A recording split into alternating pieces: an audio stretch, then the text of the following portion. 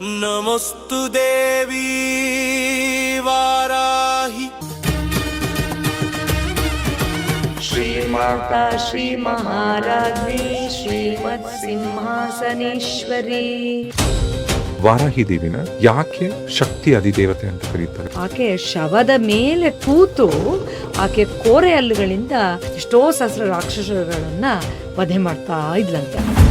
ಈ ಹಂದಿಗಳಿರುವಂತಹ ರಥದಲ್ಲಿ ಬರ್ತಾಳಂತೆ. ಆಕೆ ದಂಡನಾಯಕಿಯಾಗಿ ಸೇನಾಧಿಪತಿ, ಕಮಾಂಡರ್ ಇನ್ ಚೀಫ್ ಅವಳು ಅಂತ ಲಲಿತಾ ಸಹಸ್ರನಾಮದಲ್ಲಿ ಉಲ್ಲೇಖ ಆಗಿದೆ.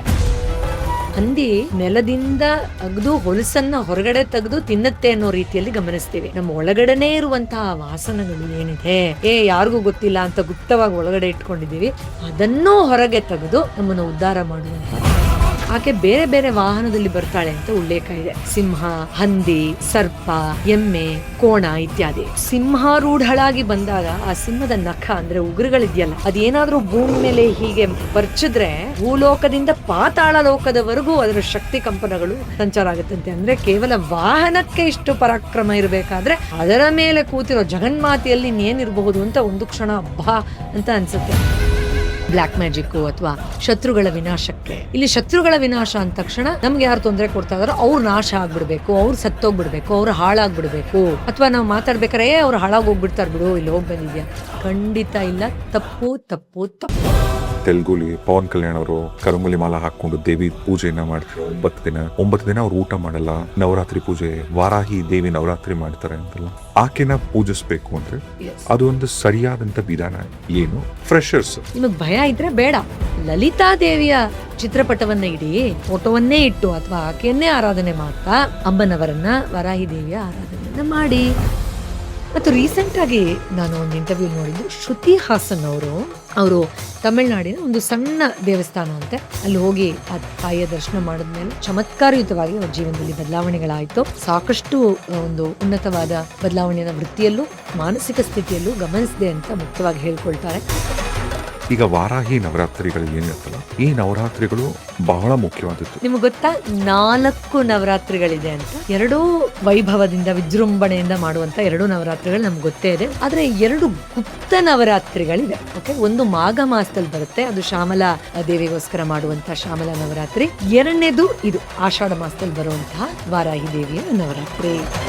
ಇಂಟರ್ನಲಿ ಸ್ಟ್ರೆಂತ್ ಬೇಕು ಅಂದ್ರು, ಈ ಬ್ಲಾಕ್ ಮ್ಯಾಜಿಕ್ ಇಂದ ದೂರ ಉಳಿಬೇಕಂದ್ರು ವಾರಾಹಿ ದೇವಿ ಪೂಜೆ ಮಾಡ್ತಾರೆ. ಹೌದು. ಮತ್ತೆ ಶತ್ರುಗಳ ಕರುಂಗುಲಿ ಮಾಲನ ಹಾಕೋತಾರೆ. ಇದು ಮೇನ್ ಕರುಂಗುಲಿ ಮಾಲಾಗೂ ವಾರಾಹಿ ದೇವಿಗೂ ಏನ್ ಕನೆಕ್ಷನ್? ಕರುಂಗುಲಿ ಮಾಲದ ವಿಶೇಷತೆ ಅಮ್ಮನವರ ಜೊತೆಲಿ ಆಂಧ್ರ, ತಮಿಳುನಾಡಲ್ಲಿ ಹೆಚ್ಚಾಗಿ ಯಾಕೆ ಬಳಸ್ತಾರೆ ಅಂದ್ರೆ,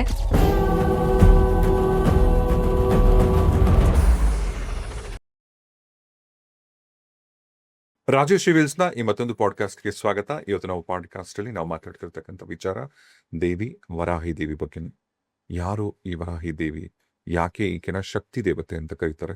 ಬನ್ನಿ ಮಾತಾಡೋಣ. ಇವತ್ತು ನಾವು ಒಟ್ಟಿಗೆ ಇರ್ತಕ್ಕಂಥ ನಮ್ಮ ಅತಿಥಿಗಳು ಡಾಕ್ಟರ್ ಪೂರ್ವಿ ಜಯರಾಜ್ ಅವರು. ನಮಸ್ತೆ. ನಮಸ್ಕಾರ ಸರ್. ಮೊದಲನೇದಾಗಿ ಥ್ಯಾಂಕ್ ಯು ಸೋ ಮಚ್ ದೇವಿ ಬಗ್ಗೆ, ವಾರಾಹಿ ದೇವಿ ಬಗ್ಗೆ ಮಾತಾಡಕ್ಕೆ ನನ್ನ ಆಹ್ವಾನಕ್ಕೆ ಒಪ್ಕೊಂಡಿದ್ದಕ್ಕೆ.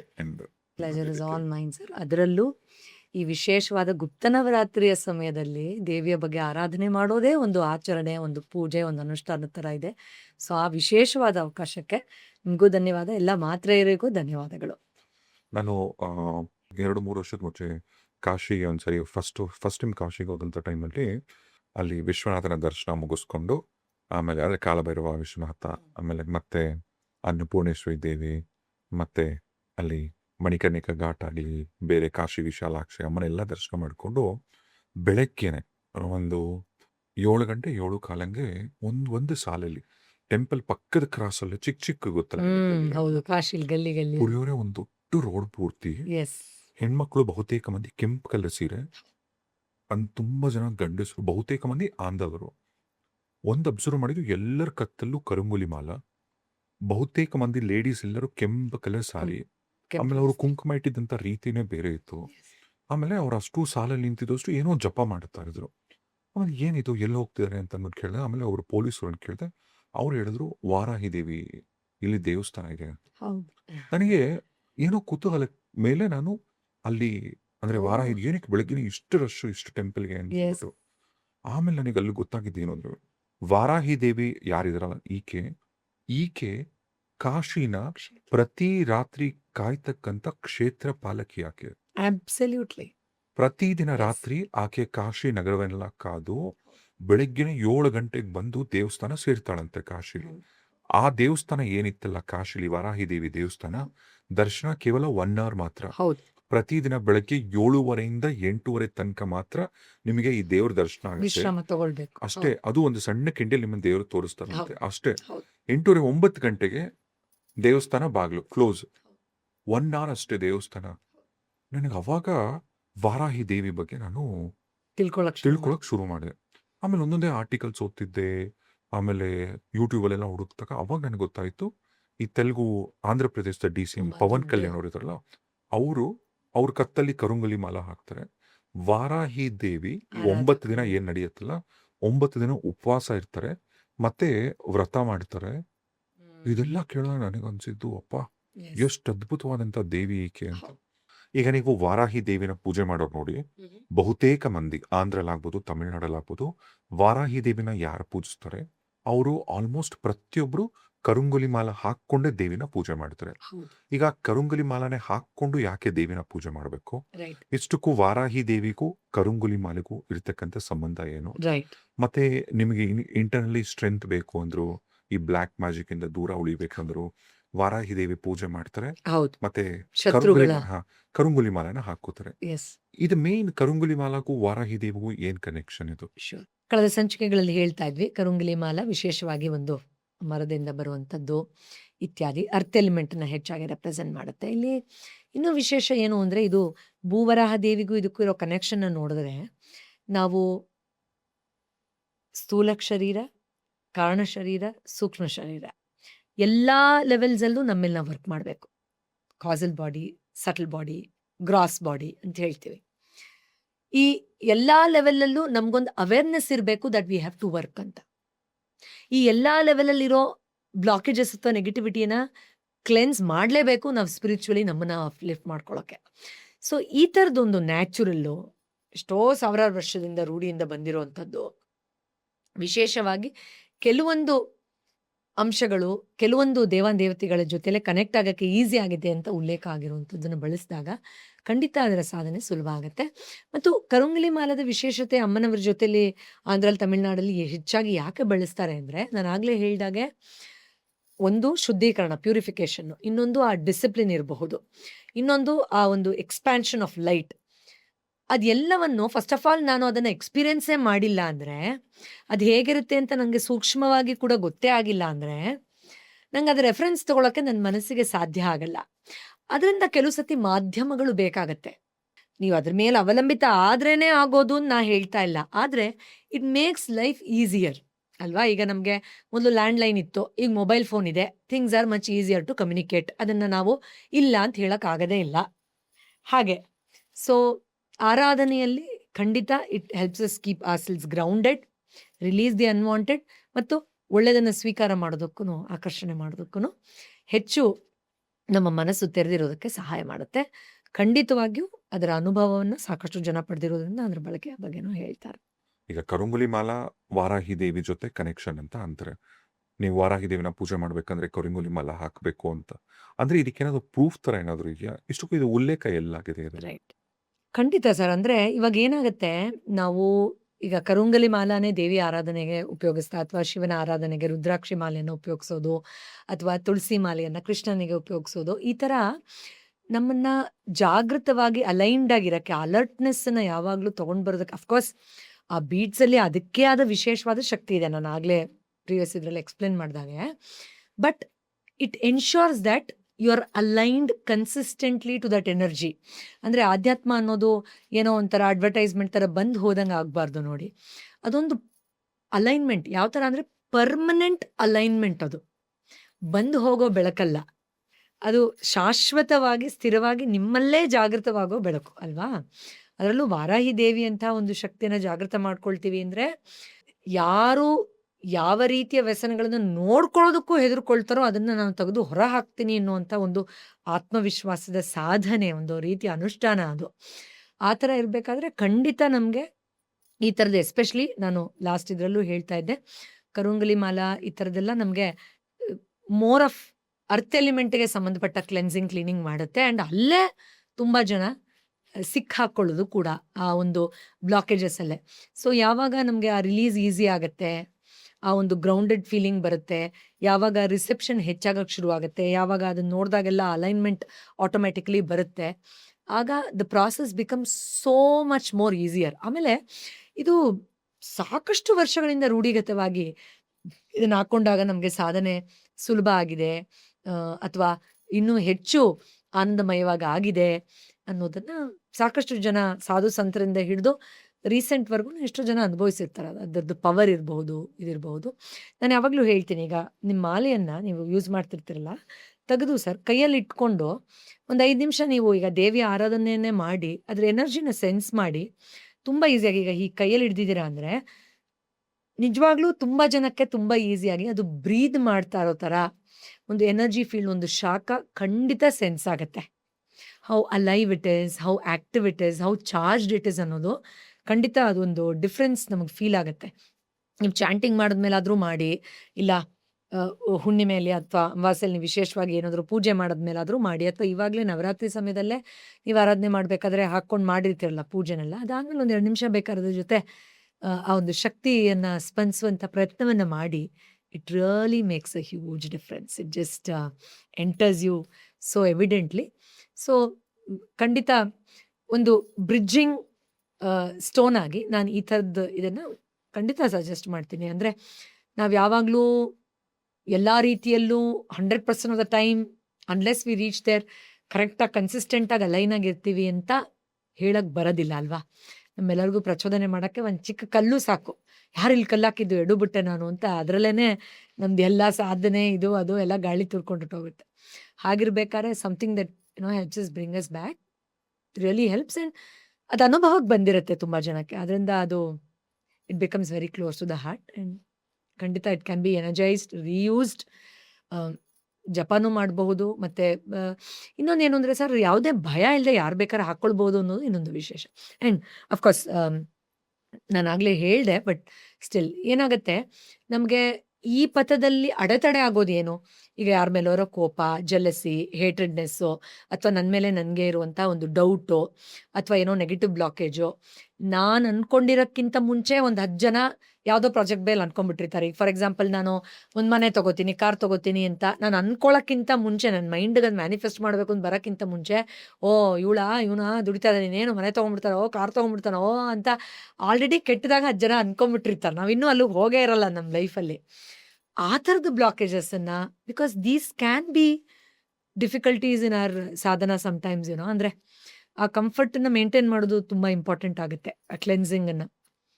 ಆ್ಯಂಡ್ ನಾನು ಯಾವಾಗಲೂ ಎನರ್ಜಿ ಲ್ಯಾಂಗ್ವೇಜ್ ಹೇಳ್ತಾನೆ ಇರ್ತೀನಿ, ನಮ್ಮ ಆರಾನ ಕ್ಲೀನಾಗಿ ಇಟ್ಕೊಳ್ಳೋದು, ಆ ಬೌಂಡ್ರಿನ ಮೇಂಟೈನ್ ಮಾಡೋದು, ಪ್ರೊಟೆಕ್ಷನ್ ಶೀಲ್ಡ್ ನಮ್ಮ ಜೊತೆಯಲ್ಲಿರೋದು, ಬೇರೆಯವರ ವಿಚಾರದಿಂದ ಹಿಡಿದು ಬೇರೆ ಯಾರೋ ನನ್ನ ಎನರ್ಜಿನ ಆಮೇಲೆ ಸರ್, ನಾವು ಆರ ಪಾಡ್ಕಾಸ್ಟಲ್ಲಿ ಹೇಳ್ತಿದ್ದೀವಿ, ನಿಮ್ಗೆ ನೆನಪಿರಬಹುದು, ಕಷ್ಟಪಟ್ಟು ಅನುಷ್ಠಾನ ಮಾಡಿ, ಪೂಜೆ ಮಾಡಿ, ವ್ರತ ಮಾಡಿ, ಧ್ಯಾನ ಮಾಡಿ ನೀವು ಸಂಪಾದನೆ ಮಾಡ್ಕೊಂಡಿರೋ ಎನರ್ಜಿನ ಯಾವುದೋ ಬೇಡದೇ ಇರೋ ಫಿಲ್ತಿ ಥಿಂಗ್ಸ್ಗೆ ಲೀಕ್ ಮಾಡ್ತೀರಾ. ಎಷ್ಟು ನ್ಯಾಯ ಕೊಟ್ಟಂಗೆ ಆಗುತ್ತೆ ನಿಮ್ಮ ಒಂದು ಆ ಸಾಧನೆಗೆ. ಸೊ ಆ ಒಂದು ಬ್ಲಾಕೇಜನ್ನು ರೆಸಿಸ್ಟ್ ಮಾಡೋಕ್ಕೆ, ಹೀಲ್ ಮಾಡೋಕ್ಕೆ these things can definitely be helpful. And ಈಗ ನಿಮಗೆ if the calling is very strong towards Devi, then ಖಂಡಿತ ದಿಸ್ ಕ್ಯಾನ್ ಬಿ ಗ್ರೇಟ್ ಅಲ್ವಾ. Why not? ಎಸ್, ಖಂಡಿತ ಒಂದು ಎಕ್ಸ್ಪೆನ್ಸಿವ್ ಜ್ಯುವೆಲ್ರಿಗಿಂತ ಚೆನ್ನಾಗಿ ಆನಂದ ಕೊಡುತ್ತೆ. ಅದು ನನ್ನ ಅನುಭವದಲ್ಲೂ ಖಂಡಿತ ಸೂಕ್ತವಾದ ಎನರ್ಜಿ ಜೊತೆ ಟ್ಯೂನ್ ಆದಾಗ ಸಹಜವಾಗಿ ಅನಿಸುತ್ತೆ, ಅದು ಹಾಕ್ಕೋಬೇಕು ಅಂತ ಒಂಥರ ಪ್ರೀತಿ ಬರುತ್ತೆ. And it makes it easier also.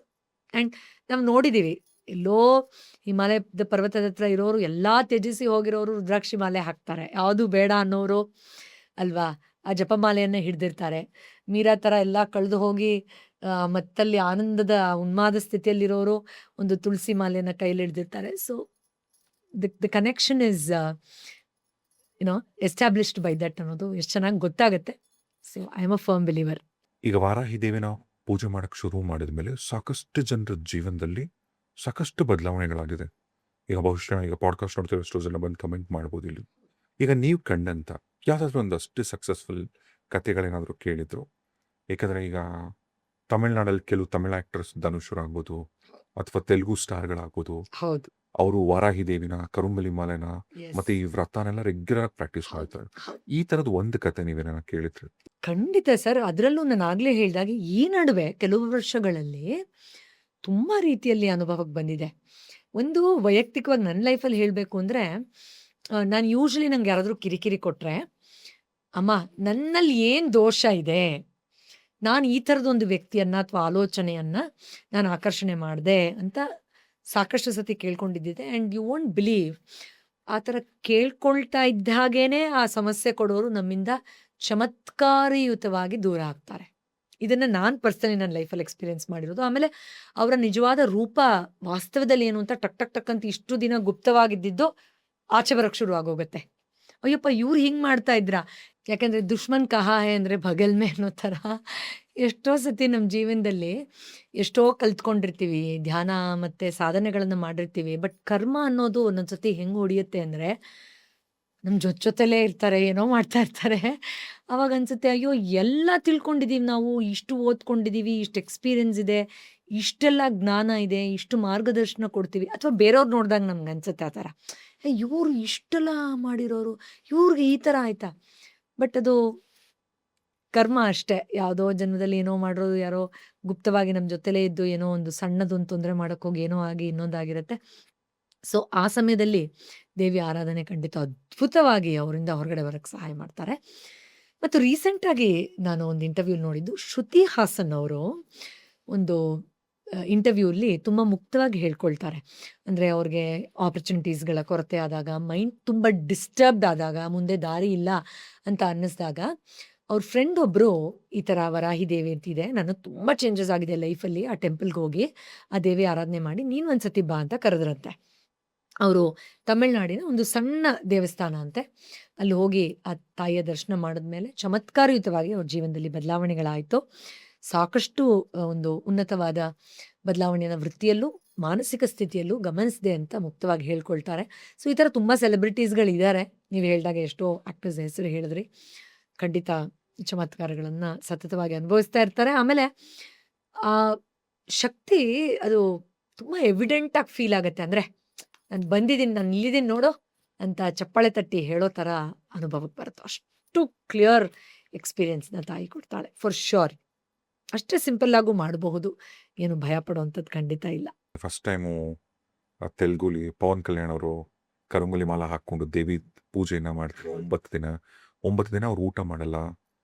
Navratri ಪೂಜೆ, ವಾರಾಹಿ ದೇವಿ ನವರಾತ್ರಿ ಮಾಡ್ತಾರೆ ಅಂತೆಲ್ಲ ಮೊದಲನೇ ಸಾರಿಗೆ ಆ್ಯಕ್ಚುಲಿ ನಾನು ಕೇಳಿದ್ದು ಅದು. ಮತ್ತೆ ಕಾಶಿಲಿ ಹೇಳಿದ್ದಲ್ಲ ನಿಮಗೆ, ಕ್ಷೇತ್ರ ಪಾಲಕಿಯಾಗಿ. ಹೋಗ್ತಿದ್ರು. ಹಾ, ಆಮೇಲೆ ತಮಿಳ್ನಾಡಲ್ಲೂ ಕೂಡ ಇದನ್ನ ಎಸ್, ಬೃಹದೇಶ್ವರ ದೇವಸ್ಥಾನದಲ್ಲಿ. ಅಲ್ಲಿ ಹೌದು ಅಂದ್ರೆ ನಮಗೆಲ್ಲ ಇದು ಹೊಸದು. ಹೌದು, ಈಗ ಮೊದಲನೇ ಸಾರಿ ನಾನು ಕೇಳಿದಾಗನೇ ದೇವಿ ಬಗ್ಗೆ ಆಮೇಲೆ ತಿಳ್ಕೊಳಕ್ ಶುರು ಮಾಡಿದೆ ಇದೆಲ್ಲ. ರೈಟ್ ಈಗ ಯಾರಾದ್ರೂ ಒಬ್ರು ಮೊದಲನೇ ಸಾರಿಗೆ ಈ ಪಾಡ್ಕಾಸ್ಟ್ ಬಹುಶಃ ಮೊದಲನೇ ಸಾರಿಗೆ ಅವ್ರು ಕೇಳ್ತಿರ್ಬೋದು, ರೈಟ್, ಯಾರಿದು ವಾರಾಹಿ ದೇವಿ ಏನು. ಹೌದು, ಈಗ ಅವರು ವಾರಾಹಿ ದೇವಿ ಜೊತೆ ಅದೊಂದು ಕನೆಕ್ಷನ್ ನ ಬಿಲ್ಡ್ ಮಾಡಬೇಕು, ಎಸ್, ಆಕೆನ ಪೂಜಿಸ್ಬೇಕು ಅಂದ್ರೆ ಎಸ್, ಅದು ಒಂದು ಸರಿಯಾದಂತ ವಿಧಾನ ಏನು, ಮತ್ತೆ ಆಕೆ ಅಂದ್ರೆ ಆಕೆ ಅನುಗ್ರಹ ಇವ್ರಿಗೆ ಪಡಿಬೇಕು ಅಂದ್ರೆ ಇವ್ರು ಏನೇನೆಲ್ಲ ಮಾಡ್ಬೇಕು. ಖಂಡಿತ, ಫ್ರೆಶರ್ಸ್ ಅಂದ್ರೆ ಎಸ್, ಅವರಿಗೆ ವಾರಾಹಿ ದೇವಿ ಯಾರು ಏನು ಅಂತ ನಾವು ಗೊತ್ತಿಲ್ಲ. ಮಾಡಬಹುದಾ, ಮಾಡ್ಬಹುದಾ, ಮತ್ತೆ ಅದು ಏನಾದ್ರು ಹೆಣ್ಮಕ್ಳು ಮಾಡಬಹುದಾ, ಮಾಡ್ಬೋದಾ, ಈ ಜಾತಿಯವ್ರು ಮಾಡಬಹುದಾ, ಪಾಪ ಅದು ಏನೇನೋ ಮಡಿ ಡೌಟ್ಸ್ ಮೈಲಿಗೆ ಅದೇನಾದ್ರು ಇರುತ್ತಾ, ಹೌದು, ಅಥವಾ ಯಾವುದೋ ಒಂದು ಪರ್ಟಿಕ್ಯುಲರ್ ಕಮ್ಯುನಿಟಿ ಮಾತ್ರ ಮಾಡ್ಬೇಕಾ, ಎಕ್ಸಾಕ್ಟ್ಲಿ, ಆ ಎಸ್, ತರದ್ದು ಏನಾದ್ರು ಇದೆಯಾ ಈ ಫ್ರೆಶರ್ಸ್ಗೆ? ಎಸ್, ಖಂಡಿತ. ಇದು ತುಂಬ ಖುಷಿ ಆಗ್ತಿದೆ ನಂಗೆ ಈ ಉತ್ತರ ಕೊಡ್ತಾ. ಯಾಕೆಂದರೆ ನಮ್ಮಲ್ಲಿ ಪವಿತ್ರವಾದದ್ದು ನನಗಲ್ವೇನೋ, ಅಥವಾ ಅದನ್ನು ಮಾಡಿಬಿಟ್ರೆ ನನಗೇನೋ ಆಗ್ಬಿಡುತ್ತೇನೋ ಅನ್ನೋ ಭಾವನೆ ಆಲ್ಮೋಸ್ಟ್ ಎಲ್ಲರಿಗೂ ಒಂದು ರೀತಿ. ಅದು ದೇವರ ಬಗ್ಗೆ ಭಯ ಅನ್ಬೇಕೋ, ಇಲ್ಲ ಒಂದೊಂದ್ಸತಿ ಅಗ್ದಾದ ಒಂದು ಭಾಗ ಅನ್ಬೇಕೋ, ಅಥವಾ ನಾನು ಅದಕ್ಕೆ ಅರ್ಹಳಲ್ಲ ಅನ್ನುವಂಥ ಒಂದು ಕೀಳರಿಮೆ ಇರಬೇಕೋ, ನನಗೆ ಗೊತ್ತಿಲ್ಲ. ಆದರೆ ಇರುತ್ತೆ. 2-3 ವಿಷಯಗಳು ತುಂಬ ಇಂಪಾರ್ಟೆಂಟ್ ನಾನಿಲ್ಲಿ ಹೇಳಕ್ಕೆ ಇಷ್ಟಪಡ್ತೀನಿ. ಒಂದು, ಅದನ್ನು ಮನೆಯಲ್ಲೆಲ್ಲ ಪೂಜೆ ಮಾಡೋಕ್ಕೆ ಹೋಗಬಾರ್ದು, ಉಗ್ರ ಅವತಾರ ಅದು, ಹಾಗಾಗತ್ತೆ ಹೀಗಾಗತ್ತೆ ಅಂತ ಹೇಳ್ತಾರೆ. ದಯವಿಟ್ಟು ಗಮನಿಸಿ, ಉಗ್ರ ಆಗಿರೋದು ಶತ್ರುಗಳ ಮೇಲೆ, ರಾಕ್ಷಸರ ಮೇಲೆ ಅಲ್ವಾ? ನಿಮ್ಮೊಳಗಿರುವ ಶತ್ರುಗಳ ಮೇಲೆ, ನಿಮ್ಮೊಳಗಿರುವ ರಾಕ್ಷಸರ ಮೇಲೆ ಆಕೆ ಉಗ್ರಳೇ ಆಗಬೇಕು. ಈಗ ನಿಮ್ಮ ಮಗು ಚೆನ್ನಾಗೇನೋ ಮಾಡ್ತಿರುತ್ತೆ, ನೀವು ಬೆಂತಡ್ತೀರಾ, ತಲೆ ಸವರ್ತೀರಾ, ಅಯ್ಯೋ ಎಷ್ಟು ಚೆನ್ನಾಗಿ ಮಾಡಿದ್ಯಾ ಅಂತ ಹೀಗೆ ಮಾಡ್ತೀರಾ, ಮುದ್ದು ಮಾಡ್ತೀರಾ, ತಪ್ಕೊಳ್ತೀರಾ, ಮುತ್ತು ಕೊಡ್ತೀರಾ. ಕೆಟ್ಟದಾಗೇನೋ ಮಾಡ್ತು ಅಂತ ಇಟ್ಕೊಳ್ಳಿ, ಬಂದು ನಿಮಗೆ ಕಪಾಳಕ್ಕೆ ಹೊಡೆದ್ಬಿಡ್ತು, ಕಾಲಲ್ಲಿ ಉದ್ದು ಬಿಡ್ತು ಅಂತ, ಆ ಇಂಪಲ್ಸಲ್ಲಿ ಅಥವಾ ಎಲ್ಲರ ಮುಂದೆ ಹಂಗೆ ಮಾಡಿ ಪಟ್ಟಂದು ಒಂದು ಕೊಟ್ಟೆ ಕೊಡ್ತೀರಾ, ಕಠೋರವಾಗಿ ನೋಡ್ತೀರಾ, ಹಲ್ಮಸಿತೀರಾ.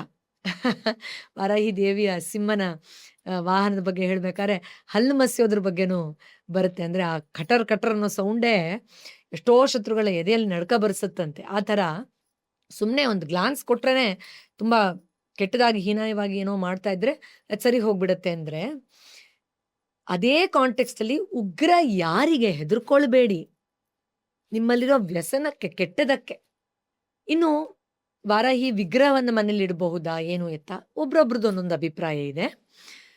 ಒಂದು ಹಸಿರು ಸೀರೆ ಇರುವ ಚಿತ್ರದ ಒಂದು ಪೂಜೆ ಮಾಡಿದ್ರೆ ಒಳ್ಳೆಯದು. ಕೆಂಪು ಸೀರೆ ಇರೋ ವಾರಾಹಿ ದೇವಿದು ಬೇಡ, ಅದು ಉಗ್ರವಾಗಿರುತ್ತೆ.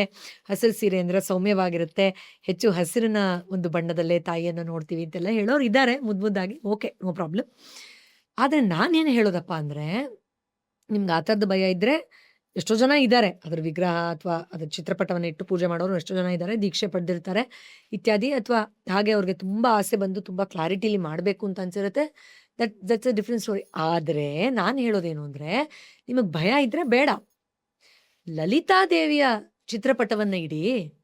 ಯಾರು ಬೇಕಾದ್ರೂ ಪೂಜೆ ಮಾಡ್ಬೋದು. ಯಾವ ಜಾತಿ, ಯಾವ ಬಣ್ಣ, ಯಾವ ಇದೂ ಅದಕ್ಕೆ ನಿರ್ಬಂಧನ ಇಲ್ಲ. ಲಲಿತಾದೇವಿಯ ಚಿತ್ರಪಟವನ್ನೇ ಇಟ್ಟು, ಫೋಟೋವನ್ನೇ ಇಟ್ಟು, ಅಥವಾ ಆಕೆಯನ್ನೇ ಆರಾಧನೆ ಮಾಡ್ತಾ ಅಮ್ಮನವರನ್ನ, ವಾರಾಹಿ ದೇವಿಯ ಆರಾಧನೆಯನ್ನ ಮಾಡಿ.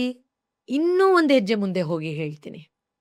ನೀವು ಶ್ರೀರಾಮಚಂದ್ರನ ಫೋಟೋ ಇಟ್ಟಿದ್ರೆ, ಶಿವನ್ ಇಟ್ಟಿದ್ರೆ, ವಿಷ್ಣುನ್ ಇಟ್ಟಿದ್ರೆ, ಸಾಲಿಗ್ರಾಮ ಇಟ್ಟಿದ್ರೆ, ಯಾಕೆ ನಿಮಗೆ ಆಕೆನೇ ಎಲ್ಲದರಲ್ಲೂ ಇರೋದು ಅನ್ನೋ ಭಾವದಲ್ಲಿ ನೋಡೋಕ್ಕಾಗೋದಿಲ್ವಾ ದೇವಿಯನ್ನ? ನೀವು ಯಾವುದೇ ದೇವಿ ಸ್ತುತಿಯನ್ನು ತಗೊಳ್ಳಿ, ಲಲಿತಾ ಸಹಸ್ರನಾಮ, ಇನ್ನೊಂದು ಸ್ತೋತ್ರ, ಮತ್ತೊಂದು, ಎಲ್ಲದರಲ್ಲೂ ಗಿಡ ಮರಗಳಿಂದ ಹಿಡಿದು ಆ ಬಳ್ಳಿ ಹೂವುಗಳಿಂದ ಎಲ್ಲ ಕಡೆ ನಮ್ಮ ಆಲೋಚನೆಯಲ್ಲಿ ಒಳಗೆ ಆ ಶ್ರೀಚಕ್ರ ಇದರಲ್ಲಿ ಖಡ್ಗಮಾಲ ಸ್ತೋತ್ರದಲ್ಲಂತೂ ಅಯ್ಯಪ್ಪ ಎಲ್ಲ ಅವಳೇನೆ ಅಂತ ಅನ್ಸ್ಬಿಡತ್ತೆ. ಸೊ ಆಗಿರ್ಬೇಕಾದ್ರೆ ನಿಮ್ಮ ದೇವರ ಕೋಣೆಯಲ್ಲಿರುವ ಕೆಲವು ವಿಗ್ರಹಗಳಲ್ಲಿ ಮಾತ್ರ ಅವಳಿಲ್ಲ ಅಂತನಾ? ಫಸ್ಟ್ ಆಫ್ ಆಲ್ ದೇವಿ ಪ್ರವೇಶ ಮಾಡಿದ್ಲು ಅಂದರೆ ಆ ಭ್ರಮೆಯನ್ನು ತೆಗೆದು ಬಿಡ್ತಾಳೆ. ಅದಕ್ಕೆ ಎಷ್ಟೋ ಜನ ಮನೆಯಲ್ಲಿ ಒಂದು 3 ವಿಗ್ರಹ ಇಟ್ಕೊಂಡಿರ್ತಾರೆ.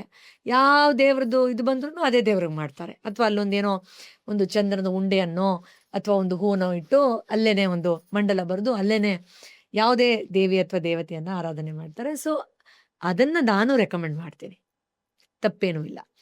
ಇನ್ನು ನೈವೇದ್ಯಕ್ಕೆ ಏನಿಡೋದು ಅಂತ ಹೆಣ್ಮಕ್ಳು ಭಾರಿ ಇಷ್ಟ ಕೇಳ್ತಾರೆ. ಗಂಡಸರು ಆಗಲಿ ಆರಾಧನೆ ಮಾಡ್ತಿದ್ರೆ ಖಂಡಿತ ಯಾರು ಬೇಕಾದ್ರೂ ಆರಾಧನೆ ಮಾಡಬಹುದು, ಭಯ ಬೇಡ.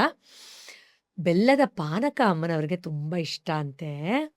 ಆದರೆ ವಿಶೇಷವಾಗಿ ಅದರಲ್ಲಿ ಶುಂಠಿ ಸ್ವಲ್ಪ ಜಜ್ಜಿ ಹಾಕಿದ್ರೆ ಇನ್ನೂ ಇಷ್ಟಪಡ್ತಾಳಂತೆ. ಅಷ್ಟೇ ಅಲ್ಲ, ಗೆಣಸು ಇಷ್ಟ ಅಂತೆ, ಕಡಲೆಕಾಯಿ ಅಂದರೆ ಬೇರಿರುವ ಭೂಮಿಯಲ್ಲಿ ಬೆಳೆದಿರುವ, ಅಂದರೆ ಯಾವುದನ್ನು ನಾವು ಆಕೆಗೆ ನೈವೇದ್ಯ ಮಾಡೋಕ್ಕೆ ಭೂಮಿಯಿಂದ ಕೆದಕ್ಕೆ ತೆಗಿಬೇಕಲ್ಲ, that which has roots, carrot, beetroot ಅಲ್ವಾ, ಗೆಣಸು, ಕಡಲೆಕಾಯಿ, ಅದು ಸಿಪ್ಪೆ ಸಮೇತ ಇರೋದು, ಆ ಥರದ್ದು ಅಮ್ಮನಿಗೆ ತುಂಬ ಇಷ್ಟ ಅಂತ ಹೇಳ್ತಾರೆ. ಅಥವಾ ಲಲಿತಾ ಸಹಸ್ರನಾಮದಲ್ಲಿ ಬರುವಂಥ ಯಾವುದೇ ಬೇರೆ ಬೇರೆ ರೀತಿಯ ನೈವೇದ್ಯವನ್ನು ಕೂಡ ಅಮ್ಮನವರಿಗೆ ಸಮರ್ಪಣೆ ಮಾಡಬಹುದು. ರಾತ್ರಿಯ ವೇಳೆಯಲ್ಲಿ 8:30 10 ಗಂಟೆ ಮೇಲೆ ಪೂಜೆ ಮಾಡಿದ್ರು, 11:30 ಒಳಗಡೆ ಮಾಡಿದ್ರೆ ಇನ್ನೂ ವಿಶೇಷ ಅಂತ ಹೇಳ್ತಾರೆ. ಪರವಾಗಿಲ್ಲ, ನೀವು ಕೆಲಸ ಮಾಡ್ತಾ ಇದ್ದೀರಾ, ಆಗ್ತಾನೇ ಇಲ್ಲ ಅಂದರೆ ಪರವಾಗಿಲ್ಲ, ನಿಮ್ಮ ಕಂಫರ್ಟಬಲ್ ಟೈಮಲ್ಲಿ ಮಾಡಿ. ಅಮ್ಮ ರಾತ್ರಿ ಮಾಡ್ತಾ ಇದ್ದೀನಿ ಅಂತ ಅಂದ್ಕೊಳ್ಳಿ. ಎಸ್, ಕೆಲವು ಸತಿ ಅಗ್ನಿಹೋತ್ರದಲ್ಲೂ ನಮ್ಗೆ ಹೇಳ್ಕೊಡ್ತಾರೆ ಗುರುಗಳು. ಸಮಯ ಆ ಕಡೆ ಈ ಕಡೆ ಆಗೋಗತ್ತೆ, ಕೆಲ್ಸಕ್ಕೆ ಹೋಗಬೇಕು, 6 ಗಂಟೆ ಕರೆಕ್ಟಾಗಿ ಮನೆ ಕಳಿಸ್ಕೊಡಿ, ನಾನು ಅಗ್ನಿಹೋತ್ರ ಮಾಡಬೇಕು ಅಂತ ಹೇಳೋಕ್ಕಾಗಲ್ಲ. ಒಂದು ಯಾವತ್ತಾದ್ರೂ ಮಾತಾಡೋಣ ಸರ್ ಅಗ್ನಿಹೋತ್ರದ ಬಗ್ಗೆ. ಸೊ ಈ ಟೈಮಲ್ಲೇ ಸೂರ್ಯ ಅಸ್ತ ಆಗ್ತಾ ಇದೆ, ಸೂರ್ಯ ಉದಯ ಆಗ್ತಾ ಇದೆ ಅಂತ ಖಂಡಿತ ಮಾಡ್ಬೋದು. ಪ್ರತಿ ಸಾರಿ ಇಲ್ಲದೆ ಇದ್ರೂ ಆ ಭಾವದಲ್ಲಿ ಮಾಡಬಹುದು, ತಪ್ಪೇನೂ ಇಲ್ಲ.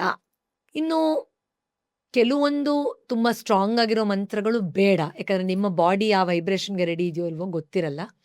ಆದರೆ ಅಮ್ಮನವರ ಯಾವುದಾದ್ರೂ ಶ್ಲೋಕ ಮಂತ್ರದ ಮೂಲಕ ನೀವು ಆರಾಧನೆ ಮಾಡಬಹುದು. ಓಂ ಭೂ ವರಾಹ ದೇವಿಯೈ ನಮಃ, ಶ್ರೀ ಭೂ ವರಾಹ ದೇವಿಯೈ ನಮಃ ಅನ್ನೋ ರೀತಿಯಲ್ಲಿ ಮತ್ತೆ ಮತ್ತೆ ಅದನ್ನು ಜಪ ಮಾಡ್ತಾ ಮಾಡ್ತಾ ಅಮ್ಮನವರನ್ನು ಅನುಭವಿಸ್ತಾ ಹೋಗಬಹುದು, ತಪ್ಪೇನೂ ಇಲ್ಲ. ಸೊ ಇಲ್ಲಿ ನಾವು ಯಾವ ರೀತಿ ಆರಾಧನೆ ಮಾಡಬೇಕು ಅನ್ನೋ ಭಯ ಬೇಡ. ಈ ರೀತಿ ಒಂದು ಆನಂದದಲ್ಲಿ, ಖುಷಿಯಲ್ಲಿ ನನ್ನೊಳಗಿರುವ ಆ ಗುಪ್ತವಾದ ವ್ಯಸನಗಳನ್ನು, ಕಸವನ್ನು, ಗಲೀಜನ್ನು ಹೊರ ತೆಗಿತೀನಿ. ಅಮ್ಮ ಹೇಗೆ ಕೋರೆ ಅಲ್ಲಿನಿಂದ ಎಲ್ಲವನ್ನೂ ಆ ಒಂದು ಹದ ಮಾಡೋಕ್ಕೆ ತೆಗಿತಾಳೋ ಹಸನ ಮಾಡೋಕ್ಕೆ ನೆಲನ, ಆ ರೀತಿ ತೆಗೆಯೋ ರೀತಿಯಲ್ಲಿ ಒಂದು ಭಾವದಲ್ಲಿ ಮಾಡಬೇಕು, ಅಷ್ಟೇ ಮುಖ್ಯ. ಆ್ಯಂಡ್ ನಾನು ಯಾವಾಗಲೂ ಹೇಳ್ತಾ ಇರ್ತೀನಿ, ಅಂದರೆ ಅಮ್ಮ ಬಾ ನನ್ನ ಆಜ್ಞಾ ಚಕ್ರದಲ್ಲಿ ಕೂತ್ಕೋ, ಆಜ್ಞೆ ಮಾಡುವಳು ಅವಳು, ಕಮಾಂಡರ್ ಇನ್ ಚೀಫ್, ಕ್ಷೇತ್ರ ಪಾಲಕಿ ಅವಳು, ಸೇನಾ ನಾಯಕಿ ಅವಳು. ಅಮ್ಮ ಬಾಮ್ಮ ನನ್ನ ಆಜ್ಞಾ ಚಕ್ರದಲ್ಲಿ ಕುಳಿತುಕೊಂಡು ಏನನ್ನ ಮಾಡಬೇಕು ಏನನ್ನ ಮಾಡಬಾರ್ದು ಅಂತ ನನಗೆ ದಿಕ್ಕು ತೋರಿಸು ಅಂತ ಪ್ರಾರ್ಥನೆ ಮಾಡಿದ್ರೆ ಖಚಿತವಾಗಿ ಅವಳ ಶಕ್ತಿ ಅನುಭವ ಆಗೇ ಆಗುತ್ತೆ.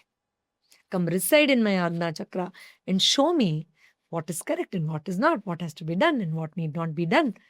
ಅದು I think that's the best way of calling ಹರ್.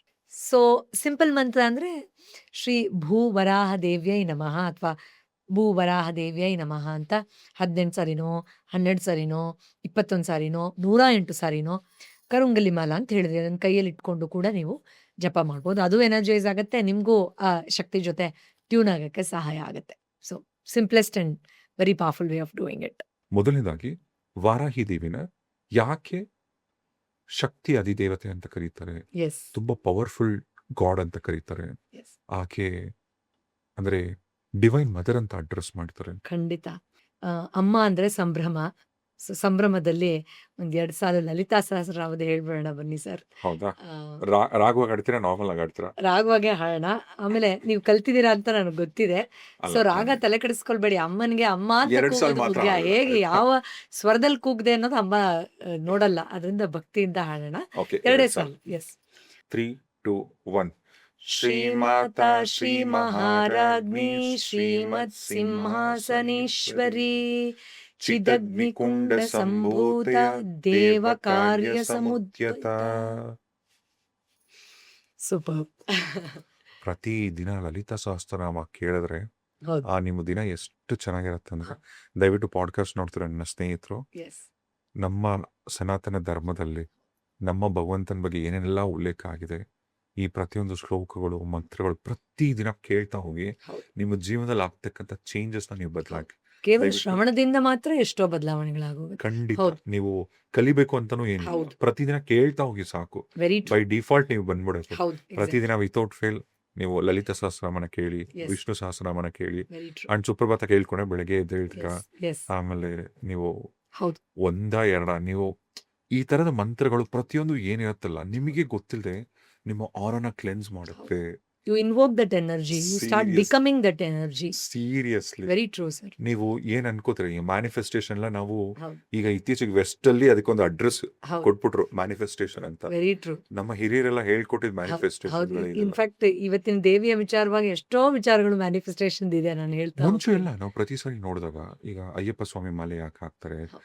ಈಗ ಮತ್ತೆ ಶಕ್ತಿ ದೇವತೆಗಳ ಪೂಜೆ ಯಾಕೆ ಮಾಡ್ತಾರೆ, ವ್ರತ ಆಯ್ತು. ನವರಾತ್ರಿ ಅಂದ್ರೆ ಯಾಕೆ ಇಷ್ಟು ಸ್ಪೆಷಲ್, ರುದ್ರಾಕ್ಷ ಯಾಕೆ ಹಾಕ್ತಾರೆ, ಕರುಂಗುಲಿ ಮಾಲ ಯಾಕೆ ಹಾಕ್ತಾರೆ, ಹೆಣ್ಮಕ್ಳು ಯಾಕೆ ಅರಿಶಿನ ಹಚ್ಕೊಬೇಕು, ಆ ಅಲಂಕಾರಕ್ಕೆ ಅಲಂಕಾರ ಇರುವಂತಹ ಮಾಡ್ಕೊಬೇಕು, ಯಾಕೆ ಹೆಣ್ಮಕ್ಳು ಸದಾ ಅಲಂಕಾರವಾಗಿರ್ಬೇಕು ಅಂದ್ರೆ ಲಕ್ಷಣವಾಗಿರ್ಬೇಕು. ಲಕ್ಷಣವಾಗಿರ್ಬೇಕು, ಹೌದು. ಅದು ಹೌದು. ಪ್ರತಿ ಒಂದ್ರ ಹಿಂದೆ ಹೌದು. ಒಂದು ಸೈಂಟಿಫಿಕ್ ರೀಸನ್ ಇದೆ ಹೌದು.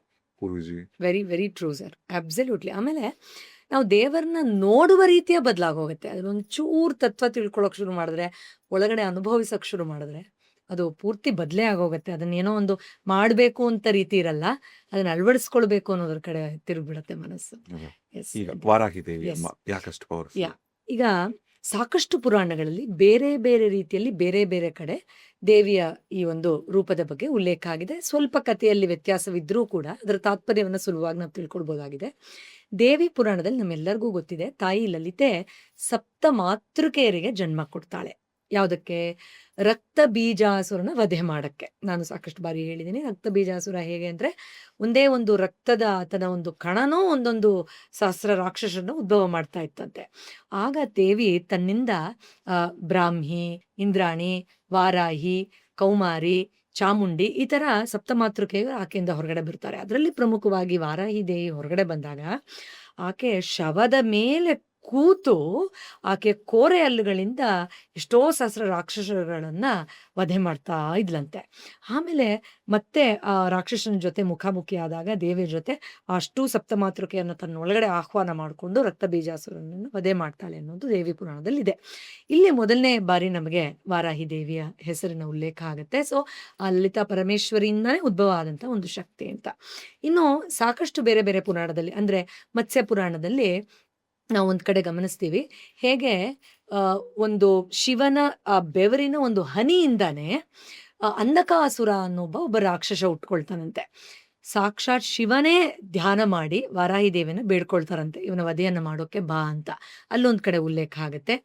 ಇನ್ನು ಬಂಡಾಸುರನ ವಧೆಗೆ ತಾಯಿ ಬರೋದು ಪುರಾಣದಲ್ಲಿದೆ. ಇನ್ನು ಭಾಗವತ ಪುರಾಣದಲ್ಲಿ ವಿಶೇಷವಾಗಿ ನಮ್ಗೆ ಗೊತ್ತೇ ಇದೆ, ಹಿರಣ್ಯಾಕ್ಷ ವಾರಾಹಿ ದೇವಿಗೆ ತಪಸ್ಸು ಮಾಡ್ತಾನಂತೆ ವರ ತಗೊಳಕ್ಕೆ. ಅಂದ್ರೆ ನನಗೆ ಅಮರತ್ವ ಕೊಡು ಅಂತ ಕೇಳ್ತಾನೆ ವಾರಾಹಿ ದೇವಿ ಪ್ರತ್ಯಕ್ಷ ಆದಾಗ. ಹಾಗೆಲ್ಲ ಯಾರಿಗೂ ಅಮರತ್ವ ಕೊಡಕ್ಕಾಗಲ್ಲ ಅಂತ ಹೇಳಿದಾಗ, ಹಾಗಾದ್ರೆ ನನಗೆ ಯಾವ ಮನುಷ್ಯನೋ ಯಾವ ಪ್ರಾಣಿನೋ ಅವರು ಇವರು ಯಾರು ಅಂತ ದೊಡ್ಡ ಪಟ್ಟಿನೇ ಹೇಳ್ತಾರೆ. ಅದಷ್ಟೇ ಅಲ್ಲ, ನಾನ್ ನಿನ್ನ ಭಕ್ತ, ನೀನು ಕೂಡ ನನ್ನ ವಧೆ ಮಾಡಬಾರ್ದು ಅಂತ ಕೇಳ್ಬಿಡ್ತಾರೆ. ಆಕೆ ತಥಾಸ್ತು ಅಂತಾರೆ. ಆದ್ರೆ ಅವನು ಗೊತ್ತಿರಲ್ಲ, ವರಾಹ ಸ್ವಾಮಿಗಳು ಬಂದು ಆತ ಏನೋ ಮಾಡ್ತಾರೆ, ಆ ಭೂಮಿಯನ್ನ ಮಾಯೊಳಗೆ ಹಾಕೋದು, ಅದನ್ನ ಮತ್ತೆ ಸರಿಪಡಿಸ್ತಾರೆ ಅಂತ. ಬಟ್ ಇದು ಅಲ್ಲೂ ಕೂಡ ಒಂದು ಕಡೆ ಉಲ್ಲೇಖ ಆಗುತ್ತೆ. ಈ ರೀತಿ ಬೇರೆ ಬೇರೆ ಕಡೆ ನಾವಿದನ್ನ ಗಮನಿಸ್ತಾ ಹೋಗಬಹುದು. ಇಲ್ಲಿ ನೀವಾಗ್ಲೇ ಕೇಳಿದ್ರೆ ಇದು ಯಾಕಿಷ್ಟು ಪವರ್ಫುಲ್ ಅಂತ. ಇದಕ್ಕೆ ಅದ್ಭುತವಾದ ಒಂದು ಉಲ್ಲೇಖ ನಮ್ಮ ಲಲಿತಾ ಸಹಸ್ರನಾಮದಲ್ಲೇ ಇದೆ. ಗಿರಿಚಕ್ರ ರಥಾರೂಢ ಅಂತ ಹೇಳ್ತೀವಿ. ಅಂದ್ರೆ ಆಕೆ ಈ ಹಂದಿಗಳಿರುವಂತಹ ರಥದಲ್ಲಿ ಬರ್ತಾಳಂತೆ. ಆ ರಥದಲ್ಲಿ ಬಂದು ಆಕೆ ದಂಡನಾಯಕಿಯಾಗಿ ಅಂದ್ರೆ ಸೇನಾ ನಾಯಕಿಯಾಗಿ, ಅಂದ್ರೆ ಲಲಿತಾ ಪರಮೇಶ್ವರಿಯ ರಥಗಳು, ಅಶ್ವಗಳು, ಗಜಗಳು ಅವರೆಲ್ಲದನ್ನು ಅಧಿಪತಿಯಾಗಿ ನೋಡ್ಕೊಳ್ಳುವಂಥದ್ದು ಸೇನಾಧಿಪತಿ, ಕಮಾಂಡರ್ ಇನ್ ಚೀಫ್ ಅವಳು ಅಂತ ಲಲಿತಾ ಸಹಸ್ರನಾಮದಲ್ಲಿ ಉಲ್ಲೇಖ ಆಗಿದೆ. ಅಷ್ಟೇ ಅಲ್ಲ, ವಿಶುಕ್ರ ಪ್ರಾಣಹರಣ ಅಂತ ಕೂಡ 2ನೇ ಸಾರಿ ಮತ್ತೆ ಲಲಿತಾ ಸಹಸ್ರನಾಮದಲ್ಲಿ ಹೇಳ್ತೇವೆ. ಅಂದ್ರೆ ಈ ಬಂಡಾಸುರ ರಾಕ್ಷಸ ಯಾರಿದ್ದ, ಅವನ ಸಹೋದರ ವಿಶುಕ್ರ ಅಂತ, ಅವನ ವಧೆಯನ್ನೂ ಕೂಡ ವಾರಾಹಿ ದೇವಿ ಮಾಡಿ ಲಲಿತಾದೇವಿ ಪ್ರಸನ್ನಲಾದ್ಲು ಅಂತ ಕೂಡ ಉಲ್ಲೇಖ ಇದೆ. ಸೊ ಇಲ್ಲಿ ತಾಂತ್ರಿಕವಾಗಿ ಗಮನಿಸೋದಾದ್ರೆ ನೇಪಾಳಿಂದ ಹಿಡಿದು ನಮ್ಮ ತಮಿಳ್ನಾಡಿನವರೆಗೂ ಸಾಕಷ್ಟು ಕಡೆಗಳಲ್ಲಿ ತಾಂತ್ರಿಕ ವಿದ್ಯೆಗಳನ್ನು ಸಿದ್ಧಿಪಡಿಸ್ಕೊಳ್ಳೋದಕ್ಕೆ ಅಥವಾ ಬೇರೆ ಬೇರೆ ರೀತಿಯ ಆಧ್ಯಾತ್ಮಿಕವಾಗಿ ಬೆಳೆಯೋದಕ್ಕೆ ಹಿಡಿದು ಒಂದು ಸಾಮಾನ್ಯರು ಕೂಡ ಅಮ್ಮ ನೀನೇ ಗತಿ ಅಂತ ನಮ್ಮ ನ್ಯೂನ್ಯತೆಗಳನ್ನು ಗೆಲ್ಲೋದಕ್ಕೆ ಪ್ರಾರ್ಥನೆ ಮಾಡೋವರೆಗೂ, ಕ್ಷೇತ್ರ ಪಾಲಕಿಯಾಗಿ ನೀವು ಹೇಳಿದಾಗೆ ಕಾಶಿಯಲ್ಲಿ ವಿಶೇಷವಾಗಿ ನಮ್ಮನ್ನ ಕಾಯೋದ್ರವರೆಗೂ ಎಲ್ಲಾ ರೀತಿಯ ಸಿದ್ಧಿಗಳನ್ನು ಆ ಜಗನ್ಮಾತೆ ನಮಗೆ ದಯಪಾಲಿಸ್ತಾಳೆ ಅಂತ. ಆದ್ರಿಂದ ಆಕೆ ಶಕ್ತಿ ಅತ್ಯಂತ ವಿಶೇಷವಾದ ರೀತಿಯಲ್ಲಿ ತುಂಬಾ ಹತ್ತಿರದಲ್ಲಿ ನಮ್ಮ ಒಳಗಿರುವ ನ್ಯೂನ್ಯತೆಗಳನ್ನ ಗೆಲ್ಲೋದಕ್ಕೆ ಸಹಾಯ ಮಾಡುತ್ತೆ. ಆದ್ರಿಂದ ಅದರಲ್ಲೂ ನಾವು ಇವಾಗ ಕೇಳ್ತಿರ್ತೀವಿ, ಅಂದ್ರೆ ಯಾಕೆ ಮೊದಲೆಲ್ಲ ಅಷ್ಟೊಂದು ವಾರಾಹಿ ದೇವಿ ಅಷ್ಟು ಫೇಮಸ್ ಇರ್ಲಿಲ್ಲ, ಈ ನಡುವೆ ತುಂಬಾ ಫೇಮಸ್ ಆಗ್ಬಿಟ್ಟಿದೆ ಅಂತ. ಮುಂಚೆ ತಮಿಳ್ನಾಡಲ್ಲಿ, ಆಂಧ್ರ ಪ್ರದೇಶದಲ್ಲಿ ಮಾತ್ರ ಹೌದು, ತುಂಬಾ ಫಾಲೋವರ್ಸ್ ಇದ್ರು. ಮತ್ತೆ ದೇವಸ್ಥಾನಗಳು ಅಲ್ಲೇ ತುಂಬಾ ಹಳೆ ದೇವಸ್ಥಾನಗಳಿದೆ ಅಂತ. ಆದ್ರೆ ನಾನು ಯಾವಾಗ್ಲೂ ಹೇಳೋದು, ಆಕೆ ನಿರ್ಧರಿಸ್ತಾಳೆ ನಾನು ಯಾವಾಗ ಪಾಪ್ಯುಲರ್ ಆಗ್ಬೇಕು, ಹೇಗೆ ಶಕ್ತಿಯಾಗಿ ಪ್ರಕಟ ಆಗ್ಬೇಕು ಅಂತ. ನೀವು ಗಮನಿಸಿದ್ರೆ ಕಲಿಯುಗದಲ್ಲಿ ನಮ್ಮ ಮದ, ನಮ್ಮ ಅಜ್ಞಾನ, ನಮ್ಮ ಅಹಂಕಾರ ಎಷ್ಟು ರಾಕ್ಷಸರ ರೀತಿ ನೃತ್ಯ ಆಡ್ತಾ ಇದೆ. ಸೊ ಅದಕ್ಕೆ ವಾರಾಹಿ ದೇವಿಯ ಆಶೀರ್ವಾದ ನಮ್ಮೆಲ್ಲರಿಗೂ ಬೇಕೇ ಬೇಕು. ಅದನ್ನ ಗಮನಿಸೋದಕ್ಕೆ, ಅದರಿಂದ ಹೊರಗಡೆ ಬರೋದಕ್ಕೆ, ಆಕೆ ಕೋರೆ ಹಲ್ಲುಗಳಿಂದ ಅವೆರಡನ್ನು ಹೊರಗಡೆ ತೆಗೆಯೋದಕ್ಕೆ. ಅಂಡ್ ಆ ಒಂದು ನಾವು ಇಲ್ಲಿ ಗಮನಿಸೋದಾದ್ರೆ, ಒಂದು ಬೋರ್ ಅಂದ್ರೆ ಹಂದಿಯ ರೂಪದಲ್ಲಿ ನಾವು ದೇವಿಯನ್ನ ನೋಡ್ತೀವಿ. ಅಂದ್ರೆ ಏನು, ಹಂದಿ ನೆಲದಿಂದ ಅಗ್ದು ಹೊಲಸನ್ನ ಹೊರಗಡೆ ತೆಗೆದು ತಿನ್ನತ್ತೆ ಅನ್ನೋ ರೀತಿಯಲ್ಲಿ ಗಮನಿಸ್ತೀವಿ.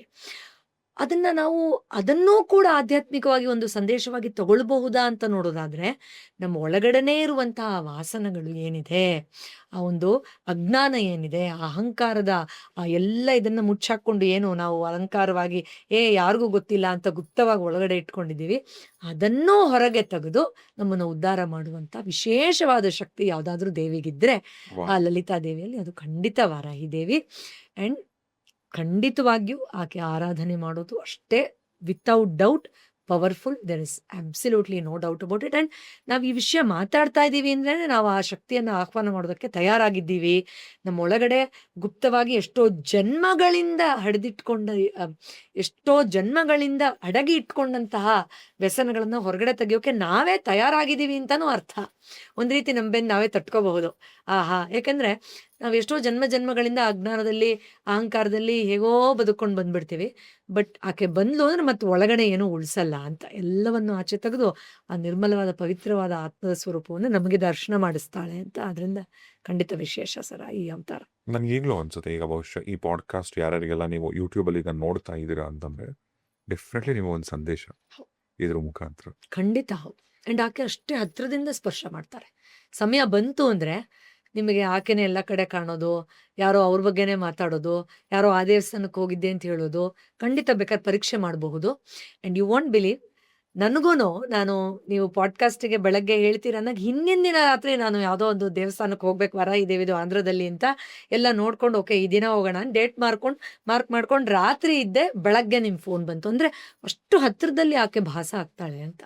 ಎಸ್, ಖಂಡಿತ ಹೌದು. ಆ್ಯಂಡ್ ವಾರಾಹಿ ದೇವಿ ಈಗ ಲಲಿತಾ ತ್ರಿಪುರ ಸುಂದರಿ ಅಮ್ಮನ ಜೊತೆಗೆ ಯಾರಷ್ಟು ಜನ ಕೂತಿಯಾರಲ್ಲ, ವಾರಾಹಿ ದೇವಿ ಆಕೆ ಶಿ ಇಸ್ ವೆರಿ ಪವರ್ಫುಲ್. ಹೌದು ಆಕೆ ರೂಪ ಆಗಲಿ, ಹೌದು ಆಕೆ ಹೌದು ನಿಮಗೆ ಕನೆಕ್ಟ್ ಆಗೋ ರೀತಿ ಆಗಲಿ, ಹೌದು ಹೌದು ಅತ್ಯಂತ ವಿಶೇಷ. ಸ್ಪಿರಿಚುವಲ್ ಇಂಪಾರ್ಟೆನ್ಸ್ ಅಂದ್ರೆ ಏನು? ಎಸ್, ನೋಡಿ ಸರ್, ಈಗ ಅಮ್ಮನವರ ಸಿಗ್ನಿಫಿಕೆನ್ಸ್ ಅಂದರೆ ಆ ಪರಾಕ್ರಮನ ಅರ್ಥ ಮಾಡ್ಕೊಳ್ಬೇಕು ಅಂದರೆ ಒಂದೇ ಒಂದು ಕ್ಷಣ ಸೂಕ್ಷ್ಮವಾಗಿ ಆಕೆ ಅವತಾರವನ್ನು, ಅಂದರೆ ನಮ್ಮ ಪೌರಾಣಿಕ ಕಥೆಗಳಲ್ಲಿ ಎಷ್ಟು ನಮಗೆ ಸಹಾಯ ಮಾಡಿ ಹೋಗಿದ್ದಾರೆ ಅಂದರೆ, ಈಗ ಆ ಶಕ್ತಿಯನ್ನು ನಾನು ಹಾಗೇ ಹೇಳಿದ್ರೆ ಕಷ್ಟ ಆಗುತ್ತೆ.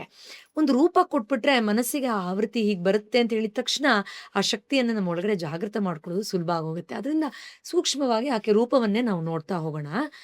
ಎಂತೆಂಥ ಅದ್ಭುತಗಳು ಈ ಕ್ಷಣದಲ್ಲೇ ಈಗಲೇ ನಾವು ಕೇಳ್ತಾ ಇದ್ದಾಗೆ ಉದ್ಭವ ಆಗುತ್ತೆ ನಮ್ಮಲ್ಲಿ ಅಂತ ಗೊತ್ತಾಗುತ್ತೆ.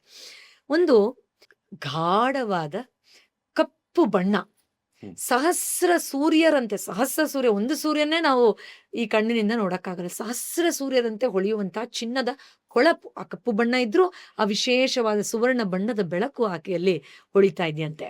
ಆ್ಯಂಡ್ ಆಕೆ ಬೇರೆ ಬೇರೆ ವಾಹನದಲ್ಲಿ ಬರ್ತಾಳೆ ಅಂತ ಉಲ್ಲೇಖ ಇದೆ.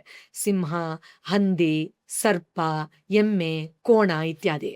ಅದರಲ್ಲೂ ಸಿಂಹಾರೂಢಳಾಗಿ ಬಂದಾಗ ಆ ಸಿಂಹದ ನಖ ಅಂದರೆ ಉಗುರುಗಳಿದೆಯಲ್ಲ, ಅದೇನಾದರೂ ಭೂಮಿ ಮೇಲೆ ಹೀಗೆ ಪರ್ಚಿದ್ರೆ ಭೂಲೋಕದಿಂದ ಪಾತಾಳ ಲೋಕದವರೆಗೂ ಅದರ ಶಕ್ತಿ ಕಂಪನಗಳು ಸಂಚಾರ ಆಗುತ್ತಂತೆ. ಅಂದರೆ ಕೇವಲ ವಾಹನಕ್ಕೆ ಇಷ್ಟು ಪರಾಕ್ರಮ ಇರಬೇಕಾದ್ರೆ ಅದರ ಮೇಲೆ ಕೂತಿರೋ ಜಗನ್ಮಾತೆಯಲ್ಲಿ ಇನ್ನೇನಿರಬಹುದು ಅಂತ ಒಂದು ಕ್ಷಣ ಹಬ್ಬ ಅಂತ ಅನ್ಸುತ್ತೆ. ಒಂದು. ಎರಡನೇದು, ವಿಶೇಷವಾಗಿ ಆಕೆಯ ಆ ಅವತಾರವನ್ನ ಸೂಕ್ಷ್ಮವಾಗಿ ಗಮನಿಸ್ತಾ ಇದ್ರೆ ಅಷ್ಟಭುಜಗಳು ಅಂತ ಹೇಳ್ತೀವಿ. ಆ ಅಷ್ಟಭುಜಗಳಲ್ಲಿ ಕೆಲವೊಂದು ಆಯುಧ ಇದೆ ಸರ್. ಭೌತಿಕವಾಗಿ ಆಧ್ಯಾತ್ಮಿಕವಾಗಿ ವಾರಾಹಿ ದೇವಿಯ ಆಯುಧಗಳು, ಮೊದಲನೇದಾಗಿ ನೇಗಲನ್ನ ನೋಡ್ತೀವಿ ನಾವು ಆಕೆಯಲ್ಲಿ. ಆ ಒಂದು ಭುಜದಲ್ಲಿ, ಒಂದು ಹಸ್ತದಲ್ಲಿ ನೇಗಲ್ನ ಇಟ್ಕೊಂಡಿದ್ದಾರೆ. ಈಗ ನೇಗಲ್ನ ನೋಡಿದ ತಕ್ಷಣ ನಮ್ಗೆ ರೈತ ನೆನಪಾಗ್ತಾರೆ. ಭೂಮಿ, ಹೌದು, ವ್ಯವಸಾಯ. ಎಕ್ಸಾಕ್ಟ್ಲಿ. ಸೊ ಆ ವ್ಯವಸಾಯ ಮಾಡುವಂತ ಕ್ರಿಯೆನ ಗಮನಿಸಿದ ತಕ್ಷಣ ನಮ್ಗೆ ಏನನ್ಸುತ್ತೆ, ನೆಲವನ್ನ ಹದ ಮಾಡ್ತಾಳೆ. ಅಂದ್ರೆ ನೆಲದಲ್ಲಿರೋ ಆ ಕಲ್ಮಶನೆಲ್ಲ ಆ ನೇಗಲಿನಿಂದ ತೆಗೆದು ಬೀಜವನ್ನು ಬಿತ್ತಿದ್ರೆ ಫಲ ಬರಬೇಕು, ಆ ಒಂದು ತಯಾರಿ ಮಾಡ್ತಾಳೆ. ಇದು ಭೌತಿಕವಾಗಿ. ಆಮೇಲೆ ಆ ಧಾನ್ಯ ಅಂದ್ರೆ ಏನು, ಅದೇ ಧನ. ನಾವು ಕಳೆದ ಬಾರಿ ಕೂಡ ದೇವಿಯ ಇದರಲ್ಲಿ ಮಾತಾಡ್ತಾ ಇದ್ವಿ. ಅಂದ್ರೆ ಧಾನ್ಯದ ರಾಶಿಯನ್ನು ನಾವು ನೋಡಿದ್ರೆ ಅದು ಬೇರೆ ಅಲ್ಲ, ಧನ ಬೇರೆ ಅಲ್ಲ. ರೈತರಿಗೆ ಅದೇ ಸಂಪತ್ತು, ಅದೇ ಲಕ್ಷ್ಮಿ. ಅದಕ್ಕೆ ನಮ್ಗೆ ವಾರಾಹಿ ದೇವಿಯನ್ನು ನೋಡಿದ ತಕ್ಷಣ ಆಕೆ ಲಲಿತಾ ತ್ರಿಪುರ ಸುಂದರಿಯ ಒಂದು ಭಾಗವಾಗಿ ಇದಾಗಿದ್ರೂ ಕೂಡ ಲಕ್ಷ್ಮಿಯ ಶಕ್ತಿ ನಮ್ಗೆ ತುಂಬಾನೇ ಭಾಸ ಆಗತ್ತೆ. ಅಂಡ್ ಸೂಕ್ಷ್ಮವಾಗಿ ಗಮನಿಸೋದಾದ್ರೆ ನಮ್ಮ ಮನಸ್ಸಿನಲ್ಲಿ, ಸಂಸ್ಕಾರ ಚೇತದಲ್ಲಿರೋ ಎಲ್ಲಾ ಕಲ್ಮಶಗಳನ್ನು ಆ ನೇಗಿಲಲ್ಲಿ, ಆ ಕೋರೆ ಹಲ್ಲಲ್ಲಿ ಒಳಗಿನಿಂದ ಕೆದಕಿ ತೆಗೆದು ಅದನ್ನ, ಆ ಕಲ್ಮಶವನ್ನೆಲ್ಲ ಶುದ್ಧೀಕರಣ ಮಾಡಿ ಮನಸ್ಸನ್ನ ಹದಕ್ಕೆ ತರ್ತಾಳೆ ಅಂತ. ಸೊ ಆ ನೇಗಿಲು ಒಂದಾಯ್ತು. ಇನ್ನೊಂದು ಹಸ್ತದಲ್ಲಿ ಆಕೆ ಈ ಗದೆಯ ರೂಪದಲ್ಲಿ ಈ ಹೊನಕೆ ಇರುತ್ತೆ, ನೀವು ನೋಡಿರ್ಬೋದು ಅದನ್ನ. ಹೌದು. ಸೊ ಈಗ ಧಾನ್ಯ ಅಂತೂ ತಯಾರಾಯ್ತು, ಅದನ್ನ ಹಾಗೆ ತಿಂದ್ಬಿಡ್ತೀವ? ಇಲ್ಲ, ಅದ್ರ ಮೇಲಿರೋ ಸಿಪ್ಪೆ ಎಲ್ಲ ಹೋಗ್ಬೇಕು, ಚೆನ್ನಾಗಿ ಅದನ್ನ ಹಾಕ್ಕೊಟ್ಟು ಕುಟ್ಟಬೇಕು. ಜಗನ್ಮಾತೆ ಎಷ್ಟು ಕರುಣಾಮಯಿ ಅಂದ್ರೆ ಮೂಸಲ ಅಂತ ಹೇಳ್ತೀವಿ ನಾವು ಅದಕ್ಕೆ ಸಂಸ್ಕೃತದಲ್ಲಿ. ಅದನ್ನು ಕುಟ್ಟಿ ಕುಟ್ಟಿ ಕುಟ್ಟಿ ಆ ಧಾನ್ಯನೂ ನಿನಗೆ ತಯಾರು ಮಾಡಿ ಕೊಡ್ತಾಳೆ ಅಂತ, ಅಣು ಮಾಡಿ ಕೊಡ್ತಾಳೆ ಅದನ್ನ ಸೇವನೆ ಮಾಡೋಕ್ಕೆ. ಅಂದ್ರೆ ನಮ್ಮಲ್ಲಿರೋ ವ್ಯಸನಗಳನ್ನೆಲ್ಲ ಕುಟ್ಟಿ ಕುಟ್ಟಿ ಒಳಗಡೆ ಇಳಿದು ಆ ಪದರ ಏನಿದೆ, ಅಹಮ್ಮಿನ ಆ ಪದರಗಳನ್ನ ಹಾಕೊಂಡು ಕೂತಿದೀವಲ್ಲ ಎಷ್ಟೋ ಜನ್ಮದಿಂದ, ಅದನ್ನೆಲ್ಲ ಒಂದೊಂದಾಗಿ ಕಳಚಿ ಒಳಗಡೆ ಇರುವ ಆ ಪರಮಜ್ಯೋತಿಯ ಸಾಕ್ಷಾತ್ಕಾರ ಆಗೋವರೆಗೂ ಅವಳು ಬಿಡೋದಿಲ್ಲ ಅಂತ. ಸೊ ಅದರಿಂದ ಮೂಸಲ ಅಥವಾ ಆ ಹೊನಕೆಯನ್ನ ಇನ್ನೊಂದು ಕೈಯಲ್ಲಿ ಹಿಡಿದಿದ್ದಾಳೆ ಅಂತ. ಇನ್ನು ಶಂಖ ಮತ್ತೆ ಚಕ್ರ, ನಾವು ಅದನ್ನ ಖಂಡಿತ ಗಮನಿಸ್ತೀವಿ. ವಿಶೇಷವಾಗಿ ಶಂಖ ಅಂದ್ರೆ ಏನು, ಶುಭವಾದ ನಾದ. ಪ್ರೈಮಾಡಿಯಲ್ ಸೌಂಡ್ ಅಂದ್ರೆ ಆದಿನಾದವನ್ನ ಶಂಖದಿಂದ ನಾವು ಕೇಳಿಸ್ಕೊಳ್ಬಹುದು. ಕ ಅಂದ ತಕ್ಷಣ ವಿಸ್ತಾರವಾದದ್ದು, ಎಲ್ಲಾ ಕಡೆ ಹರಡಿರುವಂಥದ್ದು ಅಂತ. ಅಂದ್ರೆ ಎಷ್ಟು ವಿಶೇಷವಾಗಿದೆ ನೋಡಿ. ಈಗ ನಮ್ಮಲ್ಲಿ 9 ರಂಧ್ರಗಳಿದೆ ಅಲ್ವಾ? ಆ ರಂಧ್ರದ ಒಳಗೆಲ್ಲ ಗಲೀಜು ಅಲ್ವಾ? ಇಲ್ಲಾಗ್ಲಿ ಕೆಳಗಾಗ್ಲಿ ಎಲ್ಲೋದ್ರೂ ಗಲೀಜು. ಆ ರಂಧ್ರದ ಒಳಗಡೆ ಹೊಕ್ಕಿ ನಾವು ಅಲ್ಲಿಂದ ಗಲೀಜನ್ನ ತೆಗೆದಾಗ, ಅದು ಒಳಗೆ ಏನಿದೆ ಅಂತ ನೋಡಿದಾಗ, ಅದೆಲ್ಲ ಶಕ್ತಿಯ ಬೇರೆ ಬೇರೆ ಮಾರ್ಗಗಳು, ಕೇಂದ್ರಗಳಾಗಿವೆ. ಅಲ್ಲಿಗೆ ಹೇಗೆ ಹೋಗ್ತೀರಾ? ಆ ವ್ಯಸನಗಳನ್ನ, ಗಲೀಜನ್ನ, ಆ ಒಂದು ಅಜ್ಞಾನವನ್ನ, ಅಹಮನ್ನ ಭೇದಿಸಿ ಹೇಗೆ ಹೋಗ್ತೀರಾ? ಪರಮ ಜ್ಞಾನದಿಂದ. ಅದು ಹೇಗೆ ಬರುತ್ತೆ? ಅರಿವಿನಿಂದ. ಅದು ಹೇಗೆ? ಆ ಶಂಖದ ನಾದದಿಂದ ಬರುವ ಆ ಆದಿನಾದವನ್ನ ಕೇಳಿಸ್ಕೊಂಡಿದ ತಕ್ಷಣ ಆ ಜಾಗೃತಿ ಆಗತ್ತೆ. ಆಗ ಈ ಎಲ್ಲಾ ರಂಧ್ರಗಳಲ್ಲಿರುವ ಎಲ್ಲಾ ಅಜ್ಞಾನವನ್ನ, ವ್ಯಸನವನ್ನ ಕಿತ್ತೊಗೆದು ಬಿಡ್ತಾಳೆ. ಅಲ್ಲಿ ನಿಂತ್ಕೊಳ್ಳೋಕೆ ಅದು ಸಾಧ್ಯನೇ ಇಲ್ಲ ಅಂತ. ಇನ್ನು ಚಕ್ರ ನಮ್ಗೆ ಗೊತ್ತಿರೋ ಹಾಗೆ ಬೇರೆ ಬೇರೆ ರೀತಿಯಲ್ಲಿ ಅರ್ಥೈಸ್ಕೊಳ್ಬಹುದು. ಅಧರ್ಮದಿಂದ ಧರ್ಮದ ಕಡೆಗೆ, ಅಸತ್ಯದಿಂದ ಸತ್ಯದ ಕಡೆಗೆ ಹೋಗಿಯೇ ತೀರುವಂತಹ ಒಂದು ಆ ನಿಶ್ಚಲ ಅಚಲತೆಯನ್ನ ಆಕೆ ನಮ್ಗೆ ಕೊಡ್ತಾಳೆ, ಸ್ಪಷ್ಟತೆಯನ್ನ ಕೊಡ್ತಾಳೆ ಅಂತ. ಇನ್ನೂ ವಿಶೇಷವಾಗಿ ಇನ್ನೂ 2 ಹಸ್ತಗಳಲ್ಲಿ ಪಾಶ, ಅಂಕುಶ ಅಂತ ಹೇಳ್ತೀವಿ. ಪಾಶ, ಅಂಕುಶ. ಎಸ್, ಪಾಶ ಅಂದ ತಕ್ಷಣ ನಮ್ಗೆ ಗೊತ್ತಿದೆ, ಪಾಶ ಹಾಕಿ ಹೇಳಿದ್ರು ಅಂತ ಹೇಳ್ತೀವಿ. ಸೊ ನಾವು ಇಲ್ಲಿ ವ್ಯಾಮೋಹ, ಅಟ್ಯಾಚ್ಮೆಂಟ್ ಬಗ್ಗೆ ಮಾತಾಡ್ತಾ ಇರ್ಬೇಕಾದ್ರೆ ತುಂಬಾ ಈಸಿಯಾಗಿ ಅರ್ಥ ಮಾಡ್ಕೋಬಹುದು. ಇದು ಕಿತ್ತಾಕ್ತಾಳೆ. ಹೌದು. ಈಗ ಕಾರ್ ಪಾಶ ತಗೊಂಡ್ರೆ, ಹಾಕಿ ಇಳಿಯೋದು. ಹೌದು, ನಾನೇ ಕಾರು ಅನ್ಸ್ಬಿಡುತ್ತೆ. ಮನೆ ತಗೊಂಡ್ರೆ ನಾನೇ ಮನೆ ಅನ್ಸ್ಬಿಡುತ್ತೆ. 4th ಫ್ಲೋರ್ ಅಲ್ಲಿ ಅಪಾರ್ಟ್ಮೆಂಟ್ ತಗೊಂಡ್ರೆ ನಾನು ಮೇಲ್ಗಡೆ ಇದ್ದೀನಿ ಅಂತ ಅನ್ಸ್ಬಿಡುತ್ತೆ, ಬೇರೆಯವರೆಲ್ಲ ಕೆಳಗಡೆ. ಅವಳು ಪಾಶದಲ್ಲೇ ಈ ಬಾಯಲ್ಲಿ ಅಂತ ಎಲ್ಲ ವ್ಯಾಮೋಹನ ಕಿತ್ತು ಎಳಿತಾಳೆ ಅಂತ ಪಾಶ. ಅಂಕುಶ ಅನ್ನೋದು ಇನ್ನೂ ವಿಶೇಷವಾಗಿದೆ. ಅಂಕುಶ ಎಲ್ಲಿ ಯೂಸ್ ಮಾಡ್ತೀವಿ? ಮದ ಇರೋ ಆನೆಯನ್ನ ಅಥವಾ ಆನೆಯನ್ನು ಟೇಮ್ ಮಾಡಕ್ಕೆ ಯೂಸ್ ಮಾಡ್ತೀವಿ ಅಲ್ವಾ? ಮಾವುತ ಯೂಸ್ ಮಾಡುವಂಥದ್ದು. ಸೊ ಇಲ್ಲಿ ಆನೆಯ ಶಕ್ತಿಯನ್ನ ನಮ್ಮ ಮನಸ್ಸಿನ ಶಕ್ತಿಗೆ ಹೋಲಿಸಬಹುದಾಗಿದೆ. ಯಾವಾಗ ಮನಸ್ಸು ತಪ್ಪು ದಾರಿಯಲ್ಲಿ ಹೋಗತ್ತೋ ಅದನ್ನ ಸರಿ ದಾರಿಗೆ ತಗೊಂಬರಕ್ಕೆ ಈ ಅಂಕುಶನ ಬೆಳೆಸ್ಕೊಳ್ತಾಳೆ. ಅಂಡ್ ಆ ಅಂಕುಶ ಏನು? ಅದು ಶಿಸ್ತು, ಸೆಲ್ಫ್ ಡಿಸಿಪ್ಲಿನ್. ಸೊ ವಾರಾಹಿ ದೇವಿ ಹೇಳ್ತಾರೆ ನೋಡಿ, ಎಲ್ಲ ಹಂತದಲ್ಲೂ ಸಹಾಯ ಮಾಡ್ತಾಳೆ. ಅಂದ್ರೆ ಇದೊಂದು ಮಾಡ್ಬಿಟ್ಟು ಮಿಕ್ಕಿದ್ ಮಾಡ್ಕೊ ಅಂತ ಹೇಳಲ್ಲ. ಅಮ್ಮ ಅವಳು ಜಗನ್ಮಾತೆ. ಸೊ ಮೊದಲನೇ ಹಂತದಲ್ಲಿ ನೋಡೋ ಇಲ್ಲಿ ವ್ಯಸನಗಳಿದೆ ಅಂತ ಹೇಳ್ತಾಳೆ, ಕ್ಲೀನಿಂಗು ಅವಳೇ ಮಾಡ್ತಾಳೆ. ಅದನ್ನ ಹದ ಮಾಡಿ ತಗೋ ಅಂತ ಅದನ್ನ ಸಂಪೂರ್ಣವಾಗಿ ತಯಾರು ಮಾಡಿ ಆ ಫಲವನ್ನ ನಮ್ಗೆ ಬಾಯಿಗಿಡ್ತಾಳೆ. ಅಷ್ಟೇ ಅಲ್ಲ, ಇದಕ್ಕೆ ವ್ಯಾಮೋಹಕ್ಕೊಳಗಾಗ್ಬೇಡ ಅಂತ ಆ ಪಾಶದಿಂದ ಅದನ್ನ ಎಳಿತಾಳೆ. ಅಧರ್ಮ ಸತ್ಯದಿಂದ ಬೇರೆ ಮಾಡ್ತಾಳೆ. ಅಂಡ್ ತುಂಬಾ ಸ್ಪಷ್ಟವಾಗಿ ಯಾವುದರ ಕಡೆಗೆ ಹೋಗಬೇಕು ಅನ್ನೋದನ್ನ ಶಿಸ್ತಿನಿಂದ ನಮಗೆ ಪಾಶ, ಅಂಕುಶಗಳ ಮೂಲಕ ತೋರಿಸ್ಕೊಡ್ತಾಳೆ. ಸೊ ಓವರಾಲ್ ಆಕೆ ಆ ಒಂದು ವರದ ಅಭಯ ಹಸ್ತಗಳಂದ್ರೆ, ನಾನಿದ್ದೀನಿ, ಕಷ್ಟವಂತ ನಾನಿದ್ದೀನಿ, ನಾನು ಕೈ ಬಿಡಲ್ಲ. ಅದೇ ಹೇಳ್ತೀವಲ್ಲ, ರಥದಿಂದ ಬೆದ್ರೆ ಅಲ್ಲಿ ನೆಲ ಇದೆ ಅಂತ, ಎಲ್ಲಿ ನೀನು ಹೋಗ್ತಾ, ನಿನ್ನ ಯಾವಾಗ್ಲೂ ನಾನು ಕಾಪಾಡ್ತೀನಿ ಅಂತ ಸದಾಕಾಲ ಎಲ್ಲಾ ಪರೀಕ್ಷೆ, ಎಲ್ಲಾ ಹಂತದಲ್ಲೂ ಸದಾಕಾಲ ಅಭಯಹಸ್ತನ ತೋರಿಸ್ತಾಳೆ. ಮತ್ತು ವರವನ್ನ ಸದಾಕಾಲ ಬೇಕಾದ್ದನ್ನ, ಮ್ಯಾನಿಫೆಸ್ಟೇಷನ್ ಅಂತ ಹೇಳಿದ್ರೆ ಬೇಕಾದ್ದನ್ನ ಸತತವಾಗಿ ಲಕ್ಷ್ಮೀ ಸ್ವರೂಪಿಣಿಯಾಗಿ ಕೊಡ್ತಾನೆ ಹೋಗ್ತಾನೆ. ಈಗ ವಾರಾಹಿ ದೇವಿ ಅಮ್ಮನ ಪೂಜೆ ಮಾಡಿದ ತಕ್ಷಣ ಆ ಭಕ್ತರಲ್ಲಿ ಒಂದು ಟ್ರಾನ್ಸ್ಫಾರ್ಮೇಶನ್ ಆಗತ್ತಲ್ಲ. ಅಂದ್ರೆ ಆಕೆನ ಪೂಜಿಸ್ತಕ್ಕಂಥದ್ದು ತಮ್ಮಲ್ಲಿ ಯಾವ ಒಂದು ಬದಲಾವಣೆನ ಕಂಡುಕೊಳ್ಳಕ್ಕೆ ಪೂಜಿಸ್ತಾರೆ? ಖಂಡಿತ ಸರ್. ಲಲಿತಾ ಸಹಸ್ರನಾಮದ ಒಂದು ಸಾಲನ್ನ ಮತ್ತೆ ಹೇಳ್ತೀನಿ. ವಿಶುಕ್ರ ಪ್ರಾಣ ಹರಣ ವಾರಾಹಿ ವೀರ್ಯನಂದಿತ ಅಂತ. ವಿಶುಕ್ರ. ಸೊ ಈಗ ಈ ಪದದಲ್ಲಿ ನಾವು ಶುಕ್ರ ಅಂದ ತಕ್ಷಣ ಬೆಳಕು ಅಂತ, ವಿಶುಕ್ರ ಅಂದ್ರೆ ಬೆಳಕಲ್ಲದೆ ಇರೋದು, ಕತ್ತಲೆ ಅಂತ. ಸೊ ವಿಶುಕ್ರ ಪ್ರಾಣಹರಣ, ಆತನನ್ನ ವಧೆ ಮಾಡಿದಂಥವ್ರು ವಾರಾಹಿ ದೇವಿ. ಅಂದ್ರೆ ಏನು? ಯಾವುದೇ ರೀತಿಯ ಅಜ್ಞಾನ ಅಥವಾ ಕತ್ತಲೆಯನ್ನ ಹೊರ ಹಾಕುವವಳು.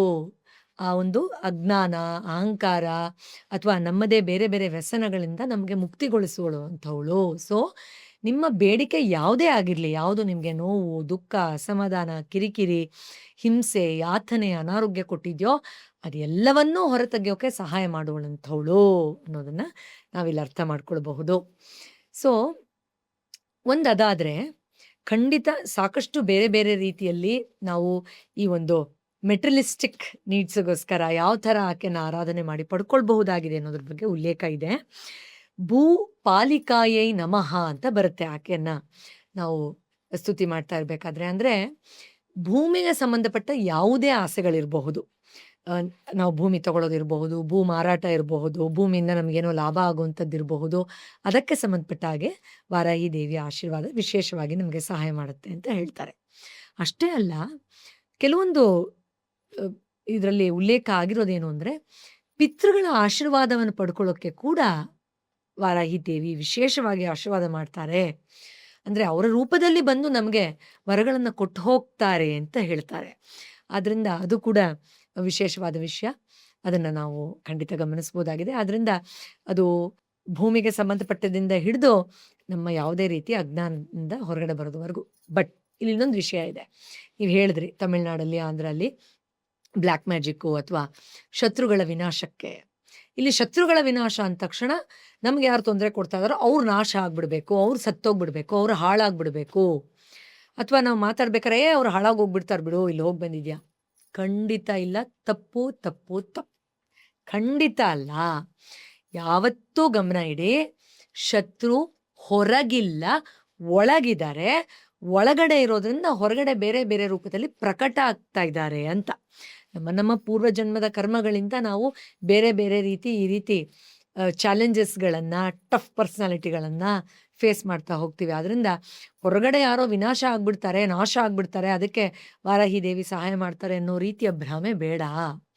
ಆಕೆ ವಾಸ್ತವದಲ್ಲಿ ನಿಮ್ಮೊಳಗಿರುವ ವ್ಯಸನವನ್ನು, ಅಜ್ಞಾನವನ್ನು, ಶತ್ರುವನ್ನು, ಬಂಡಾಸುರನನ್ನು, ರಕ್ತ ಬೀಜಾಸುರನನ್ನು, ವಿಶುಕ್ರನನ್ನು ವಧೆ ಮಾಡ್ತಾ ಹೋಗ್ತಾರೆ ಅನ್ನೋದನ್ನು ನಾವು ಅರ್ಥ ಮಾಡ್ಕೊಳ್ಬೇಕು. ಅದರಿಂದ ಇಲ್ಲಿ ಖಂಡಿತ ಹೌದು, ನಾವು ನಮ್ಮ ನ್ಯೂನ್ಯತೆಗಳನ್ನು ನಾವು ಹೀಲಿಂಗ್ ಕಾಂಟೆಕ್ಸ್ಟಲ್ಲಿ ಯಾವಾಗಲೂ ಹೇಳ್ತಿರ್ತೀವಿ. ನಿಮ್ಗೆ ಹೊರಗಡೆ ಯಾರನ್ನೂ ನಿಯಂತ್ರಣ ಮಾಡೋಕ್ಕಾಗಲ್ವಾ? ಯಾರು ನೀವು ಹೇಳೋ ಥರ ಮಾತು ಕೇಳ್ತಾ ಇಲ್ವಾ? ನೀವು ಎಷ್ಟೇ ನಿಯಂತ್ರಣ ಮಾಡಿ, ಜಗಳ ಮಾಡಿ, ಕೇಳಿಕೊಂಡು, ಗೋಳಾಡಿಕೊಂಡು ಇದು ಮಾಡಿದ್ರು ಮತ್ತೆ ಮತ್ತೆ ಕಾಟ ಕೊಡ್ತಾ ಇದ್ದಾರಾ? ಕೂತ್ಕೊಳ್ಳಿ ನಿಮ್ಮ ಜೊತೆ. ನಿಮ್ಮ ಒಳಗಡೆ ಆಗ್ತಾರೋ ಆ ಪರಿಸ್ಥಿತಿಯಿಂದ ಆಗ್ತಾರೋ ಹಿಂಸೆ, ಅಸಮಾಧಾನ, ಸಂಕಟ, ಕೋಪ, ಅಳು, ದುಃಖ, ಯಾತನೆ, ಅದ್ರ ಜೊತೆಲಿ ಕೂತ್ಕೊಳ್ಳಿ. ಆಗ ಒಳಗಿನಿಂದ ನಿಮಗೆ ಅದಕ್ಕೆ ಪರಿಹಾರ ಖಂಡಿತ ಉದ್ಭವ ಆಗುತ್ತೆ ಅಂತ. ಸೊ ಆ ರೀತಿಯ ಆಳವಾದ ಅನುಭವಗಳನ್ನು ಅಲ್ವಾ, ಈಗ ಹೆಜ್ಜೆ ಹೆಜ್ಜೆಗೂ ನಾವು ಬೆಳೀತಾ ಬೆಳೀತಾ ಹೆಜ್ಜೆ ಹೆಜ್ಜೆಗೂ ಶತ್ರುಗಳು ಸಿಗ್ತಾರೆ. ಆ್ಯಂಡ್ ನಾನು ಎಷ್ಟೋ ಸತಿ ಹೇಳಿದ್ದೀನಿ, if you play mediocre or very normal, ನಿಮ್ಗೆ ಅಷ್ಟು ಶತ್ರುಗಳಿರಲ್ಲ. ನೀವು ಒಂದು ಸ್ವಲ್ಪ ಫೇಮಸ್ ಆದ್ರಿ, ಪಾಪ್ಯುಲರ್ ಆದ್ರಿ, ಸುಂದರವಾಗಿದ್ದೀರಾ, ಅಥವಾ ಏನೋ ಒಳ್ಳೆ ಕೆಲಸ ಮಾಡ್ತಾ ಇದ್ದೀರಾ, ಅಥವಾ ಸಮೃದ್ಧರಾದ್ರಿ ಅಂದ ತಕ್ಷಣ ಹೇರಳವಾಗಿ ನಿಮಗೆ ಶತ್ರುಗಳು ಸಿಗ್ತಾರೆ. ಕರಣ್ ಜೋಹರ್ ಒಂದು ಇಂಟರ್ವ್ಯೂಲಿ ಹೇಳ್ತಾರೆ, ನನಗೆ ನ್ಯಾಷನಲ್ ಅವಾರ್ಡ್ ಡಿಕ್ಲೇರ್ ಆದಾಗ ಸುಮಾರು ಅರ್ಧ ಗಂಟೆ ನಾನು ಇದನ್ನು ಯಾರ ಹತ್ರ ಹಂಚ್ಕೊಳ್ಳಿ ಅಂತ ಯೋಚನೆ ಮಾಡ್ತಾ ಇದ್ದೆ. ಯಾರು ನಿಜವಾಗ್ಲೂ ನಾನು ಸಕ್ಸಸ್ಫುಲ್ ಆಗಿದ್ದೀನಿ ಅಂತ ಹೇಳಿದಾಗ ಸಂಭ್ರಮಿಸ್ತಾರೆ ಅಂತ ತುಂಬ ಹೊತ್ತು ಯೋಚನೆ ಮಾಡಿದೆ. ಟು ಡಯಲ್ ಸಮ್ವನ್ ಅಂತ ಹೇಳ್ತಾರೆ. ಆ ಥರ ನೋಡಿ, ಅಂಥ ಪಾಪ್ಯುಲರ್ ಡೈರೆಕ್ಟ್ರು, ಯಾರಿಗೂ ಗೊತ್ತಿಲ್ಲ ಅವರು ಕರಣ್ ಜೋಹರ್ ಅಂದರೆ. ಸೊ ಆ ಥರ ಇರಬೇಕಾದ್ರೆ ನಾವು ಆ ಥರದ ಶತ್ರುಗಳನ್ನು ನಾವು ಹೊರಗಡೆಯಿಂದ ಎಷ್ಟು ಜನನ ಅಂತ ನಾವು ನಾಶ ಮಾಡೋಕ್ಕಾಗತ್ತೆ? ಆಗತ್ತಾ ಫಸ್ಟ್ ಆಫ್ ಆಲು? ಆಮೇಲೆ ಅವ್ರನ್ನ ನಾಶ ಮಾಡೋಕ್ಕೋಗಿ ನಮಗೇನಾದರೂ ತೊಂದರೆ ಆಗ್ಬಿಟ್ರೆ? ಆದ್ದರಿಂದ ಒಳಗಡೆಯಿಂದ ನಾಶ ಮಾಡುವಂಥ ಶಕ್ತಿಯ ಸಿದ್ಧಿಯನ್ನು ವಿಶೇಷವಾಗಿ ಯಾರಾದರೂ ದಯಪಾಲಿಸೋದಾದರೆ ಖಂಡಿತ ಅದು I can vouch for it. ಅದು ಖಂಡಿತ ವಾರಾಹಿ ದೇವಿಯೇ. ಈಗ ಜನರಲ್ ಆಗಿ ನಮಗೆ ದಸರಾ ಹಬ್ಬದ ಟೈಮಲ್ಲಿ ಬರ್ತಕ್ಕಂಥ ನವರಾತ್ರಿ ಏನಿರುತ್ತಲ್ಲ 9 ದಿನ, ಆ ನವರಾತ್ರಿ ಕೇಳಿದೀವಿ, ಹೌದು. ಸ್ಕೂಲಲ್ಲೆಲ್ಲ ರಜಾ ಕೊಡೋರು ಅನ್ನೋ ಖುಷಿ. ಆದ್ರೆ ಈಗ ವಾರಾಹಿ ನವರಾತ್ರಿಗಳು ಏನಿರುತ್ತಲ್ಲ, ಈ ನವರಾತ್ರಿಗಳು ಬಹಳ ಮುಖ್ಯವಾದದ್ದು. ಹೇಗೆ ಅಂದ್ರೆ ಸ್ಪಿರಿಚುವಲಿ ಈ 9 ದಿನ ಏನಿದೆಲ್ಲ, ಹೌದು. ಇದ್ರ ಸಿಗ್ನಿಫಿಕೆನ್ಸೇ ಬೇರೆ. ಹೌದು. ಈಗ ನಾವು ರೆಗ್ಯುಲರ್ ಆಗಿ ಆಚರಣೆ ಮಾಡೋ ದಸರಾ ಹಬ್ಬದ ನವರಾತ್ರಿಗೂ ಈ ವಾರಾಹಿ ನವರಾತ್ರಿಗೂ ವ್ಯತ್ಯಾಸ ಏನು? ನವರಾತ್ರಿಯಿಂದ ನಮಗೆಲ್ಲರಿಗೂ ದಸರಾ ಸಮಯದಲ್ಲಿ ಬರುವಂಥ ನವರಾತ್ರಿ ಅಂತ. ಆದರೆ ನಿಮಗೆ ಗೊತ್ತಾ 4 ನವರಾತ್ರಿಗಳಿದೆ ಅಂತ? ಎಸ್.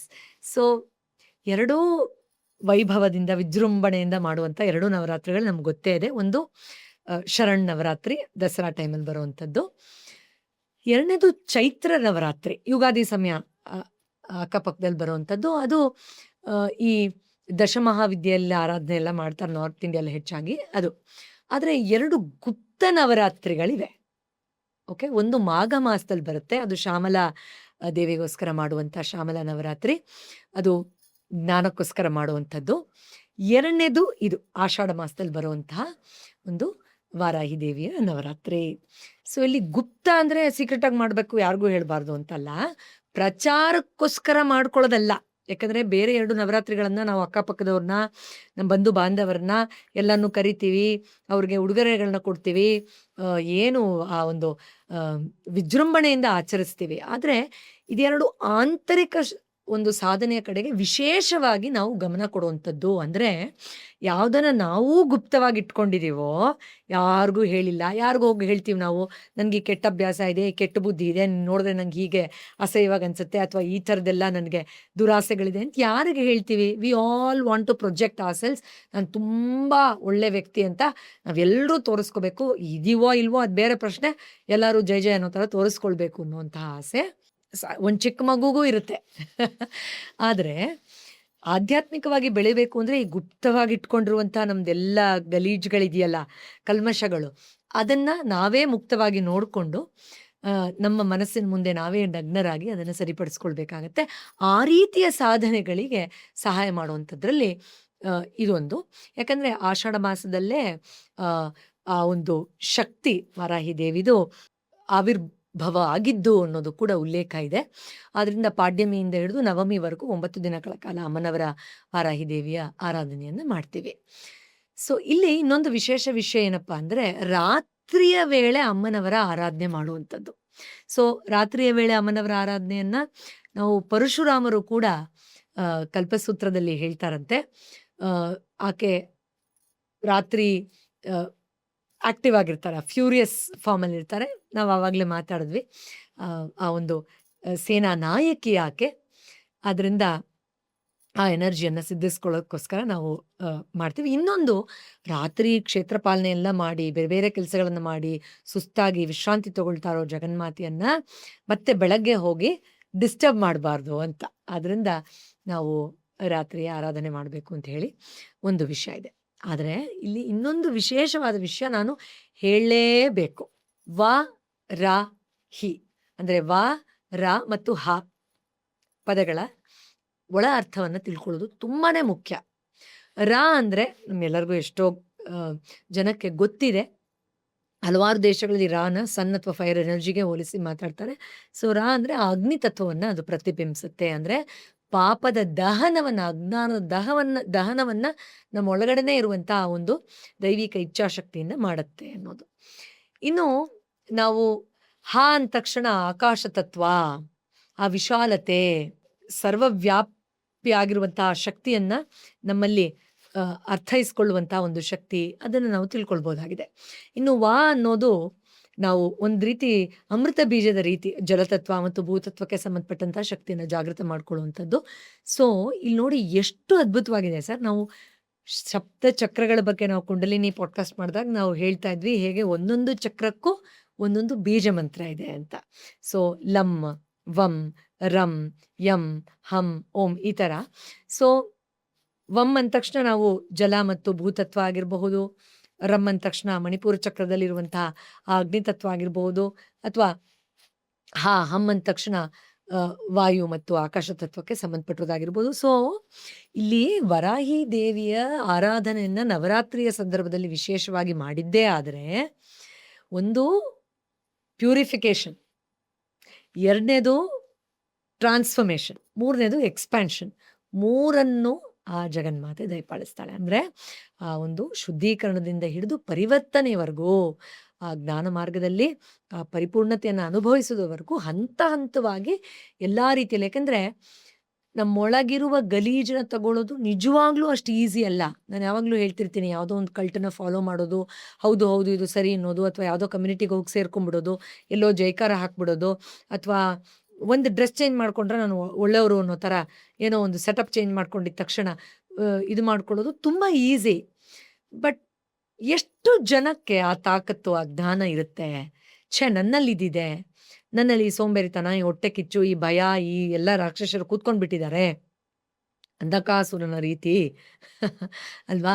ಸೊ ಎಷ್ಟು ಜನಕ್ಕಿರುತ್ತೆ? ಸೊ ಆ ಹಂತನೇ ತುಂಬ ಕಷ್ಟ. ಅದಕ್ಕೆ ತುಂಬ ಜನಕ್ಕೆ ಕುಂಡಲಿನಿ ಶಕ್ತಿ ಅಲ್ಲೇ ಬ್ಲಾಕ್ ಆಗೋದು. ಸೊ ಅಲ್ಲಿಂದ ಮುಕ್ತರಾಗಿ ನಮ್ಮನ್ನು ನಾವು ಕಂಡಿಡ್ಕೊಂಡು ಮೇಲೆ ಹೋಗೋ ಈ ಜರ್ನಿಯನ್ನು ವರಾಹಿದೇವಿ 3 ಹಂತದಲ್ಲಿ ಸುಲಭವಾಗಿ ನಮಗೆ ತಿಳಿಸ್ಕೊಡ್ತಾಳೆ. ಆದ್ದರಿಂದ ಈ ಒಂದು ನವರಾತ್ರಿ, ಆಷಾಢದಲ್ಲಿ ಬರುವಂಥ ವರಾಹಿದೇವಿಯ ನವರಾತ್ರಿ ಅತ್ಯಂತ ವಿಶೇಷ.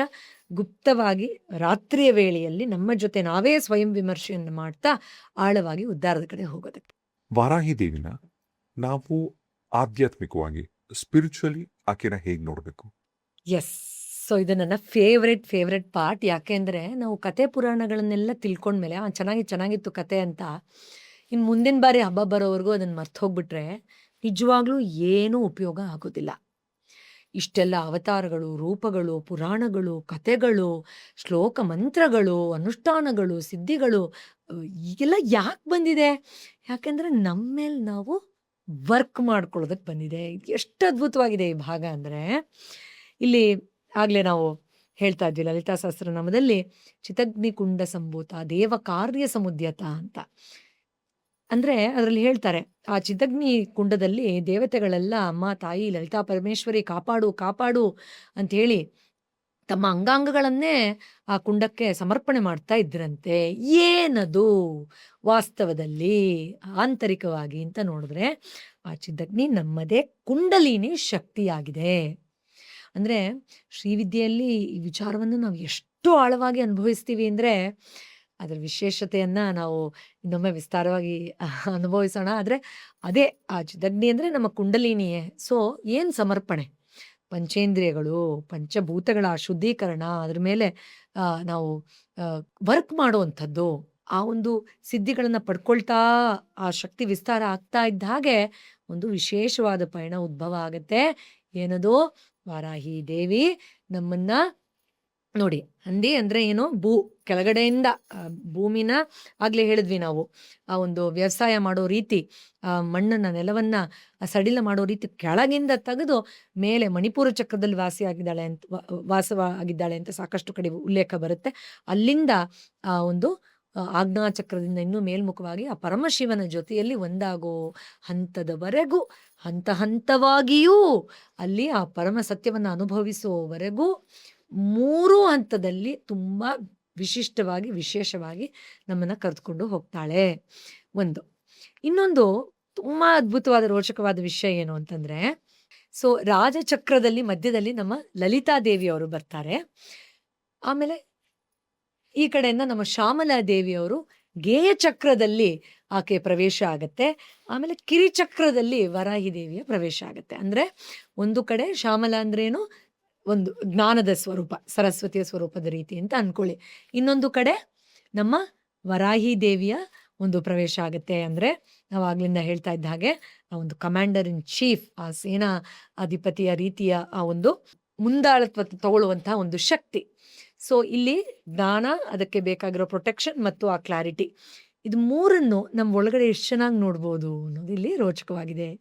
ಸೊ ಆ ಲಲಿತಾದೇವಿಯನ್ನು ನಾವು ಸುಷುಮ್ನ ನಾಡಿಯಾಗಿ ನೋಡಿದ್ರೆ ಇಡ ಮತ್ತು ಪಿಂಗಳದಲ್ಲಿ, ಇಡದಲ್ಲಿ ಶ್ಯಾಮಲಾದೇವಿಯ ಶಕ್ತಿಯನ್ನು, ಪಿಂಗಳದಲ್ಲಿ ವರಾಹಿ ದೇವಿಯ ಶಕ್ತಿಯನ್ನು ನೋಡಬಹುದು.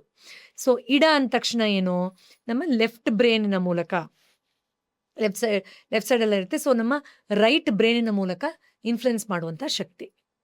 ಪಿಂಗಲ ಅಂದಾಗ ರೈಟ್ ಸೈಡಿಗೆ ಅದು ಕನೆಕ್ಟ್ ಆಗುತ್ತೆ. ಸೊ ನಮ್ಮ ಲೆಫ್ಟ್ ಬ್ರೇನ್ ಅದನ್ನು ಕಂಟ್ರೋಲ್ ಮಾಡುತ್ತೆ ಅಥವಾ ಮಾನಿಟರ್ ಮಾಡುತ್ತೆ. ಸೊ ಶ್ಯಾಮಲ ಅಂದ ತಕ್ಷಣ ಆರ್ಟ್, ಕ್ರಿಯೇಟಿವಿಟಿ, ಇಂಟ್ಯೂಟಿವ್ ಮೈಂಡ್. ಈ ಕಡೆ ವರಾಹಿ ದೇವಿದು ಪಿಂಗಳ ಅಂದ ತಕ್ಷಣ ಏನು ಬರುತ್ತೆ? Logic, rational thinking. So therefore protection, guard, removing evil forces. ಬಂದ್ಯಾ ನೀನು ಅಂತ ಅವೇರ್ಫುಲ್ಲಾಗಿ ಆಚೆ ಹಾಕುವಂಥದ್ದು, ನಿಲ್ಲಿಸುವಂಥದ್ದು, ಪ್ರಚೋದನೆ ಮಾಡುವಂಥದ್ದು. ಇದು ಇಂಟ್ಯೂಟಿವ್ಲಿ ಆ ಒಂದು ಕಲೆಯ ಮೂಲಕ, ಜ್ಞಾನದ ಮೂಲಕ ಆ ಒಂದು ಉತ್ತೇಜನವನ್ನು ಕೊಡುವಂಥದ್ದು. ಮಧ್ಯದಲ್ಲಿ ಆ ಅಬ್ಸಲ್ಯೂಟ್ ರಿಯಾಲಿಟಿಯಲ್ಲಿ ನಾವು ನೆಲೆಯಾಗುವಂಥದ್ದು. ಸೊ ಎಲ್ಲವೂ ಬಾಹ್ಯವಾಗಿ ನಾವು ಮಾಡುವ ಪ್ರತಿಕ್ರಿಯೆಯು ಆಂತರಿಕವಾಗಿ ನಾವೇ ಒಂದು ಶ್ರೀಚಕ್ರದ ರೀತಿ, ನಾವೇ ಆ ಒಂದು ಆ ಅನುಭವದ ರೀತಿ ನಮ್ಮಲ್ಲಿ ನಾವು ಅದನ್ನು ಅನುಭವಿಸಬೇಕಾಗಿದೆ. ಇದರ ತಾತ್ಪರ್ಯವೂ ಅದೇ. ಆದ್ದರಿಂದ ನಾನು ವೀಕ್ಷಕರಲ್ಲಿ ವಿನಂತಿ ಮಾಡ್ತೀನಿ, ಇದನ್ನು ಯಾವುದೇ ರೀತಿ ಭಯದಲ್ಲಿ ಬೇಡ. ಅಮ್ಮ ನೀನೇ ಗತಿ ಅಂತ ನಿಮ್ಗೆ ಯಾವ ಶ್ಲೋಕ ಮಂತ್ರ ಗೊತ್ತೋ ಅದರಲ್ಲೇ ಆಕೆನ ಅನುಭವಿಸ್ತಾ ಸಣ್ಣದಾಗಿ, ಈಗ ನೀವೊಂದು ತೆಂಗಿನಕಾಯಿನ ಹೊಡೆದು ದೀಪ ಹಚ್ಚಬಹುದು, ಅಥವಾ ವಿಶೇಷವಾಗಿ ತುಪ್ಪದ ದೀಪ ಹಚ್ಚಬಹುದು, ಅಥವಾ ಯಾವುದೋ ಒಂದು ಮಂತ್ರ ನಿಮ್ಗೆ ಗೊತ್ತಿರೋದನ್ನು ತಿಳ್ಕೊಂಡು ನೀವು ಅದನ್ನು ಅಭ್ಯಾಸ ಮಾಡಬಹುದು. ಆದರೆ ನಾನು ಆಗಲೇ ಹೇಳ್ದಾಗೆ ನೀನು ಕಂಟ್ರೋಲ್ ತಗೋ. I surrender to you. ನೀನು ನೋಡ್ಕೋ. ನನಗೆ ಗೊತ್ತಿಲ್ಲ ನನ್ನಲ್ಲಿ ಏನೇನು ವ್ಯಸನಗಳಿವೆ, ಅಜ್ಞಾನಗಳು ತುಂಬಿಕೊಂಡಿದೆ. ಯಾಕಂದರೆ ನಾನು ಅಹಂಕಾರ ಬಿಡಲ್ಲ ಅದನ್ನು ನೋಡೋಕ್ಕೆ. ನಾನು ಸರಿ ಇದ್ದೀನಿ ಅಂತ ವರ್ಕ್ ಮಾಡೋಕ್ಕೆ ಹೋದರೆ ಹಿಂದಕ್ಕೆ ಇಳಿಯುತ್ತೆ. ಅಮ್ಮ ನೀನು ನೋಡು, ನೀನು ನನಗೆ ಕಲಿಸು, ನಾನು ಓಪನ್ ಇದ್ದೀನಿ, ಪ್ಲೀಸ್ ನನ್ನನ್ನು ಮುಕ್ತಗೊಳಿಸು, ನಾನೇ ನನ್ನ ಕಟ್ಟಾಕೊಂಡು ಬಿಟ್ಟಿದ್ದೀನಿ ಆ ಸಬ್ಕಾನ್ಷಿಯಸ್ ಲೇಯರಲ್ಲಿ ನಾನೇ ಒಳಗಡೆ ಹೋಗಿ ಆ ಕಸನ ನಾವೇನು ಮಾಡ್ತೀವಿ, ಹೊಲಸು ಮಾಡಿಬಿಟ್ಟು ಮಣ್ಣು ಹಾಕ್ಬಿಟ್ಟು ಮುಚ್ಬಿಟ್ಟು ಬಂದ್ಬಿಡ್ತೀವಿ. ಸೊ ಮುಚ್ಬಿಟ್ಟಿದ್ದೀನಿ, ನೀನೇ ಅದನ್ನು ಹೊರಗಡೆ ತೆಗೆದು ಎಲ್ಲ ಬಹಿರಂಗ ಮಾಡಿ ಅದನ್ನು ನೀನೇ ಶುದ್ಧಿ ಮಾಡು ಅಂತ ಕಂಪ್ಲೀಟ್ ಅಬ್ಸಲ್ಯೂಟ್ ಸರೆಂಡರಲ್ಲಿ ವಿತ್ ಕ್ಲಾರಿಟಿ ಆಜ್ಞಾಚಕ್ರದಲ್ಲಿ ಆಕೆನ ಈ 9 ದಿನಗಳ ಕಾಲ ಅನುಭವಿಸಿ 100% you will sense her energy sir. ಇದರಲ್ಲಿ ಡೌಟೇ ಇಲ್ಲ. ಆ್ಯಂಡ್ ಐ ಆಮ್ ಶ್ಯೂರ್ ಯಾರೆಲ್ಲ ಆಕೆ ಆರಾಧನೆ ಮಾಡಿದಾರೋ they will agree with this. ನಾವು ದೇವಿಯ ಆರಾಧನೆಯನ್ನು ಮಾಡ್ತಾ ಮಾಡ್ತಾ ಒಂದು ಪ್ರಮುಖವಾದದ್ದನ್ನು ನಾವೆಲ್ಲರೂ ಕಲ್ತ್ಬಿಡ್ತೀವಿ. ಏನು, ಎಲ್ಲರಲ್ಲೂ ಮಾತೆಯನ್ನು ನೋಡುವಂಥದ್ದು. ಅದು ಗಂಡಾಗಲಿ ಹೆಣ್ಣಾಗಲಿ ಎಲ್ಲರಲ್ಲೂ, ಒಂದು ಪುಟ್ಟ ಮಗುವಿಂದ ಹಿಡ್ಕೊಂಡು ದೊಡ್ಡವರವರೆಗೂ ಎಲ್ಲರಲ್ಲೂ ದೇವಿಯನ್ನೇ ನೋಡುವಂಥದ್ದು. ಆ ಒಂದು ಭಾವ ನಮ್ಮೆಲ್ಲರಲ್ಲೂ ಉದ್ಭವ ಆಗಲಿ ಅಂತ ಆ ಜಗನ್ಮಾತೆಯನ್ನು ಈ ಒಂದು ವಿಶೇಷವಾದ ವರಾಹಿ ನವರಾತ್ರಿಯಲ್ಲಿ ಕೇಳ್ಕೊಳ್ತೀನಿ. ಈ ಅವಕಾಶ ಮಾಡಿಕೊಟ್ಟಿದ್ದಕ್ಕೆ ಮತ್ತೊಮ್ಮೆ ನಿಮಗೆ ಧನ್ಯವಾದಗಳು. ಆ ಜಗನ್ಮಾತೆ ಎಲ್ಲರಿಗೂ ಒಳಿತನ್ನು ಮಾಡಲಿ. ನಮಸ್ಕಾರ. ನಿಜವಾಗ್ಲೂ ಇವತ್ತು ವಾರಾಹಿ ದೇವಿ ಅಮ್ಮನ ಬಗ್ಗೆ ಮಾತಾಡಿತ್ತು, ವಾರಾಹಿ ನವರಾತ್ರಿ ಬಗ್ಗೆ ನಾವು ಮಾತಾಡಿತ್ತು. ಇದೇನೋ ನವರಾತ್ರಿಲಿ ಮಾತಾಡಬೇಕು ಅಂತಲ್ಲ, ಕೆಲವೊಂದ್ಸಲ ಏನಾಗುತ್ತೆ ಅಂದ್ರೆ ಅದಷ್ಟು ಅದೇ ತಗೊಳತ್ತೆ. ಆಕೆಗೆ ಏನು ಬೇಕೋ ಆಕೆನೇ ಪಡೀತಾಳೆ. And thank you so much. First of all ನಾನು ಹೇಳಿದ ತಕ್ಷಣ ಖಂಡಿತ ಮಾಡೋಣ ಅಂತ ಬಂದ್ರಿ. ಖಂಡಿತ thank you as usual. Wonderful. ಖಂಡಿತ sir. It is really a divine calling. ಅಂದರೆ ನೀವಾಗಲೇ ಹೇಳಿದಾಗೆ ನಾವು ನಮ್ಮ ಕೆಲಸದಲ್ಲಿ ಮುಳುಗಿದ್ದಾಗ ಆಕೆ ಶ್ರೇಷ್ಠವಾದದ್ದನ್ನು ಪಡ್ಕೊಳ್ಬೇಕು ಅಂತ ಅವಳು ಆಸೆ ಪಡೋ ಥರ ಈ ಪಾಡ್ಕಾಸ್ಟ್ ಮೂಲಕ ನಂದು ಈ ಥರದ್ದು ಮಾತಾಡಬೇಕು ಅಂತ ಅವಳೇ ಕೇಳ್ತಿದ್ದಾಳೇನೋ ಅಂತ ಕೂಗ್ತಿದ್ದಾಳೇನೋ ಅಂತ ಅನಿಸೋವಂಥ ಒಂದು ಅನುಭವ ಇದು. ಅದನ್ನು ಪದಗಳಲ್ಲಿ ಹೇಳೋಕ್ಕೆ ಸಾಧ್ಯ ಇಲ್ಲ. ಈ ಅವಕಾಶ ಮಾಡಿಕೊಟ್ಟಿದ್ದಕ್ಕೆ ನಿಮ್ಗೆ ತುಂಬ ಧನ್ಯವಾದಗಳು ಸರ್. Thank you.